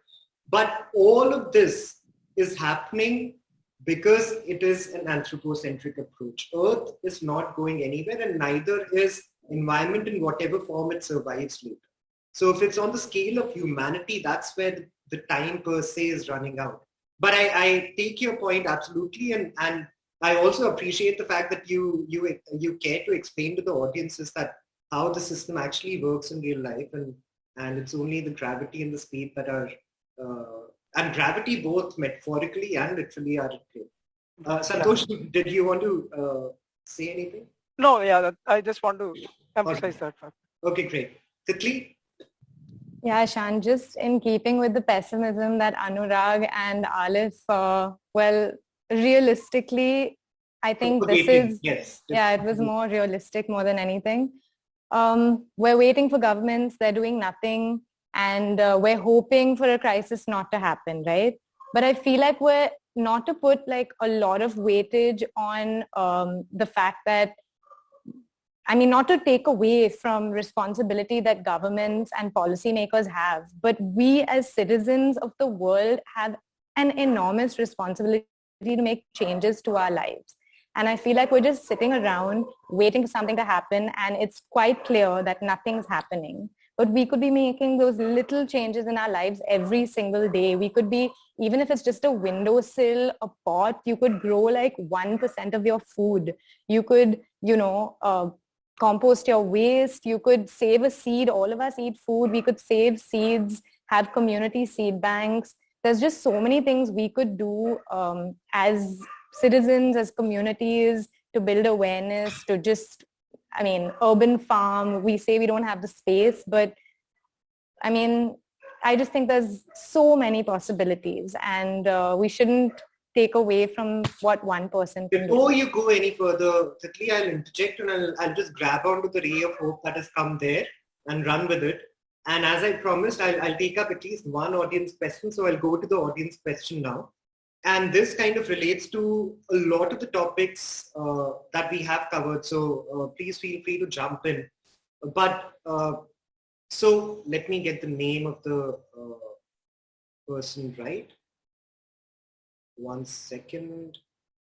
So Tahir Rashid Bhatt is asking, and he is talking about, he's basically asking how would we tap the explosion of global capitalism, which has been created by global consumerism through media, literature, perhaps in some cases the production and the industry itself. Is there any global policy regime to regulate the liberal global capitalism? And again, why this is such a pertinent question is because it ties into climate justice, it ties into behavior, it ties into economy and circular economy and inclusive growth and anthropocentric and sustainable solutions, obviously. So is there a particular regime that we agree with, or are there criticisms to all? Are there some that are better situated than others? Are there some that are more grassroots centric than the others? Any views? That's the question of the century. How do we topple capitalism? I think the communists would say we need a revolution. I personally don't know. I think that it's incredibly hard because just like the centuries that we've lived in, the modern society has been in capitalism. So that's just my note. I'll let other people who have actual productive solutions talk. Anirudh? I'm not sure how effective this answer would be, but the other day while attending a lecture, we were told that there were certain public-spirited investors who collaborated themselves and started investing in companies and became shareholders in those companies. So if you have those 5 or 6 public-spirited individuals who have deep pockets, and if at all they can secure a place in a boardroom, then again those 5 or 6 people can make a real change. So I think that the problem does not, it neither has to be a grassroots movement, or it does not have to be a movement which would start from above. It's the people amongst ourselves who are publicly spirited. As Titli said, that there are people, you just need to be aware, you just need to do your bit. A person who has a certain space at his home can grow something, and a person who has deep pockets can make his impact in a certain manner. So I think the most effective thing, because in the end, these capitalists are the people who are also responsible for making those policies. So I think it's very difficult to change the perception in that manner. But if the change comes from within, from the people who are making the change, and this is happening, I'm so sorry if I cannot recollect any example, but if you go and read about this, and Ishan might be able to add certain examples as well, this thing is happening, and it's a very good example of bringing change within the corporate, through the corporates, for the general public. Absolutely, a very big and very important point about transforming. Again, I'll go back to what I mentioned in the first panel discussion, that individual, and I think I am quoting you, Anirudh, when I say that I is for individual interest. I think that's the term you used in your statement. If that individual interest is driven towards the right things, and that comes through awareness, sensitization, education, sometimes crisis as well. And if you're able to inculcate that individual behavior towards sustainability, remember all the corporations through their shareholders, all the governments through their voters, or different forms of governments through different forms of, public opinions are made of those individuals. So if we're able to somehow inculcate that, and I've expressed my views on this publicly as well, I do think that the role of the private sector is to make profits. If you're able to inculcate a sense of lowering carbon footprint and being green conscious, that's the line that we need to tread going forward. And that is already happening. If greenwashing is a bad thing, that means that greening is a thing, which is the only optimism that I can offer at this point.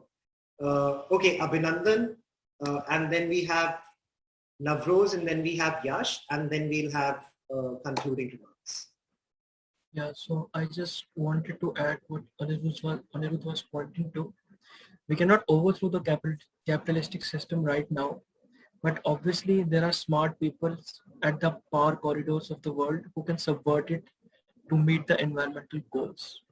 Like as I was talking about transition to Industry 4.0, so there are capitalist uh, people, capitalistic organizations at the helm of power in USA, in China, in Russia, in India. These people have the power to disrupt sectors altogether. And this power, if they use responsibly, they can impact environment in such a way that what we would have achieved in like 10 years, they can do in 1 year. I like to quote an example like in the 1800s when there was no steam engine involved in the Industrial Revolution, horse dung used to fill the streets of London. And suddenly a disruption came of steam engine and all the horses were gone. So what the process which would have drenched London into horse dung would have taken 20 years, but in a month or so, the steam engine completely changed everything and no horses were found on the street of London. In the same way, we go from having 5 cars per home to ride-hailing cars in the form of Uber and in the form of Grab, etc. So we can see that individuals who can create disruptions can obviously make a huge difference.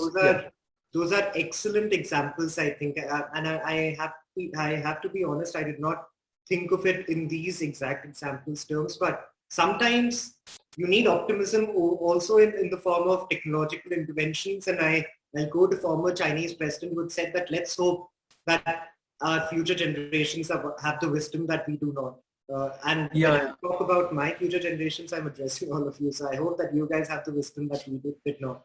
Navroz, please go ahead. I think when the question was pertaining to global governance regimes, that is where I was trying to bring in this point that when we talk about global governance, one has to contend with questions of prescriptions being recommendatory versus binding. And when they are recommendatory, of course, I mean, they can be put forth, but then the question is of compliance. And when they are binding, then one has to contend with deeper questions of sovereignty, of mandate, and of course, discussions in that case are going to be lasting much longer, and because the need is for consensus. And so therefore, I think I'd just like to second almost everything that has been said for individual effort before me. And I don't know, there's one quote that is extremely dear to me, and that's be the change that you wish to see in the world. So if there is the change that, and if we wish to see that change for sustainability, I think a lot of these individual efforts, because, you know, it's said the little grains of sand make the mighty desert. So maybe some of these individual efforts would lead to the change that we all wish to see. So I just wanted to draw this point between governance regimes and individual efforts somewhere. So even to that, I love the fact that now suddenly all of us have this light of optimism shining within, and let's hope that Yash continues the same light. Once we have the audio and the video fixed, Yash. 1 second. Sorry, that was my bad. I think new entries are unable to meet. Yeah, thanks, Ishan. Yeah, so I am actually more optimistic now, and it is along those lines. Starting off from the first question about how political players versus individuals, can sort of influence climate policy. I feel we as individuals are much more important, taking the trend forward than say a political player in actually creating a sustainable and a net zero 2050. So it all comes back to whenever I'm hearing people talk about how individuals can do this, or certain players can influence corporates and sort of, get them to be more, adapt more sustainable practices. I feel it all comes down to behavior change and change management. And I feel behavioral economics and like in policies which influence behavior can go a long way. So even though there's a lot of research on human behavior, our own understanding of human behavior is improving, and we can see its positive impacts across industries, not so much in sustainability, sadly, but I think the time is right. I mean, next 30 years, we'll see a lot of interesting work, and there's already interesting work happening. So for example, I feel just a few things that we can do to sort of implement right away is ask our policymakers and governments to have policies for opt-in, or basically where the default option is sustainable. Something like zero-use plastic. So like Kenya actually implemented a plastic ban, which sort of had the whole same effect in Kenya as the automobile had in London, you know, where all the horse-drawn carriages were gone, and in just a matter of few months you had like zero plastic bags almost.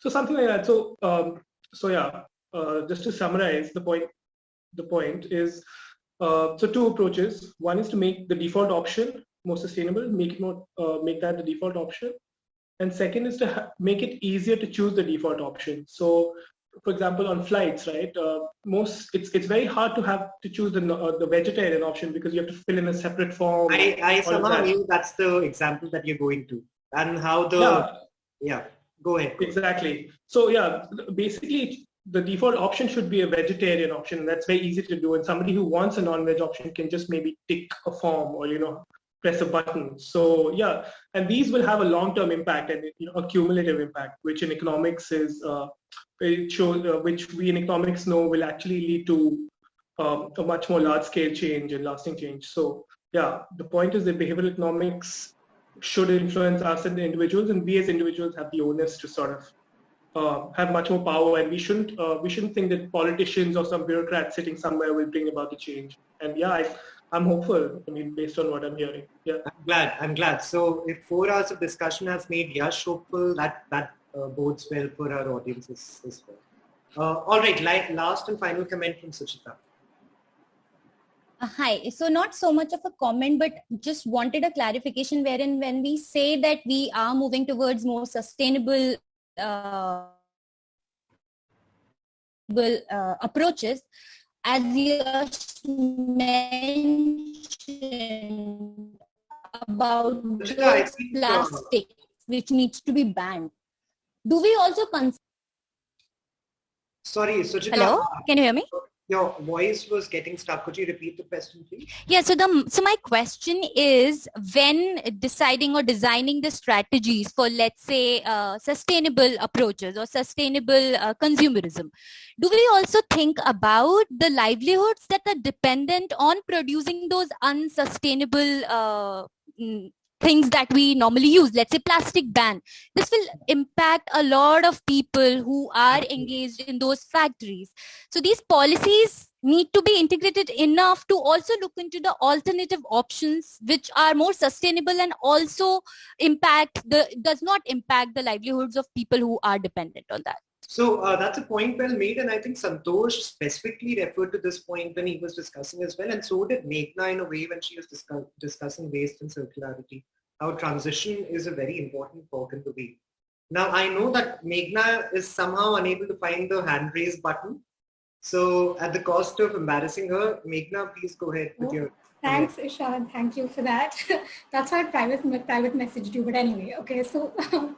So firstly to answer, I think to kind of answer to Suchita's very valid point, I could draw an analogy with solid waste management in our rural waste management projects. So one thing that we do is that we encourage gram panchayats of villages to ban single-use plastics, but at the same time we engage self-help group women to start producing cloth bags. So that way you're also bringing in income into the GPs, and you're also keeping environmentally hazardous single-use plastic in play. That's one thing. And also, going back to the whole individual action bit, I wanted to, and again, I am an optimist here. So I wanted to give examples that are more institutional rather than individual, because I have seen them happen. One is that the European Environmental Agency, and I don't know the details, I just vaguely remember reading something on their website. They are actually pushing for degrowth among European citizens. They've claimed that, we have reached a certain, standard of living. We have attained a certain amount of income in our, our day-to-day lives. And now is the time to start focusing on like the quality of life without, by decoupling our lives from consumerism. So it's not just individuals here who, of course, I I will never underestimate individual action, but I am just bringing out the fact that there are government institutions that are also pushing for positive action like this. And the second example is BMW actually. Through one of our office hours, I believe, or Mr. Christian Rao's session, and it was an answer to Alex's question. He had, you brought out. Remember that you had brought out how it's contradictory to what they're doing. Like they have to push sales to make profits, but at the same time, they're kind of at the risk of being at the wrong side of history because they are pushing these gas guzzling vehicles. So he did bring out the fact that the organization is actually actively also kind of pushing shared economy through the sales of their vehicles. So yes, individual action is certainly important, but I wouldn't say there's any scope of losing hope in terms of institutions and corporates also doing this. So just to end this on a positive note, I wanted to bring this up. Thank you. Thank you, Meghna. Thank you everyone in attendance. I'm told that we had over 600 individual attendees throughout the session. I am also, first of all, thankful to all the panelists in the first session. So Dr. Gupta, Dr. Rishi, Dr. Schultz, Arpit for moderating it, and Arpit for being stuck in Hyderabad traffic for half an hour and giving me a heart attack thinking that I'll have to manage it all on my own. So thank you, Arpit.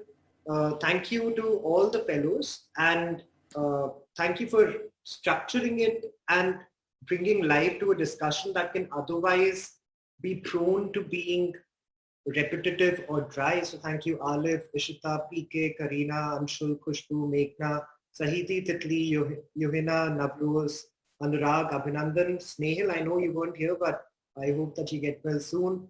Shrikant, Yash, Rachita, Santosh, Suchita, Anirudh. If it wasn't before because of the amount of time that all of you individually spend thinking about this topic, it wouldn't have been such a success. And thank you for bringing such brilliant ideas from your own perspectives and experiences and expertise. So thank you. Finally, thank you for the brilliant GPOTS team working around the clock and making it all happen. So Aditi, Srishti, Rashi, Aniket, thank you so much. And finally, thank you to all of the people who did attend and who will be attending for posterity, because now this is live, or now this live session is on our LinkedIn page forever. So I hope you enjoy the session whenever you do watch it. Please do circulate it in your sessions. If you're able to change the opinion of one person, that's success for EnviPol, and that's success for me. Since we've had this tug of war between optimism and pessimism, and because I started this whole discussion today about 4 hours back, starting with the Christina Figueres quote, I'd like to end it with her quote. And this is to be seen in light of optimism and pessimism. And sometimes you forget between these two tracks of information of pessimism and optimism, what is the necessity. So she had written that when our kids and our grandkids ask us, why is the climate like this in 2050? Your answer should not be, we did all we could. It should always be, we did all that was necessary. And there's a huge difference between what you should do and what you could do. And let's hope that we're able to make that transition from could to should in the times to come. And GPOTS fellows will keep on doing that, I'm sure. It was a pleasure having you all, and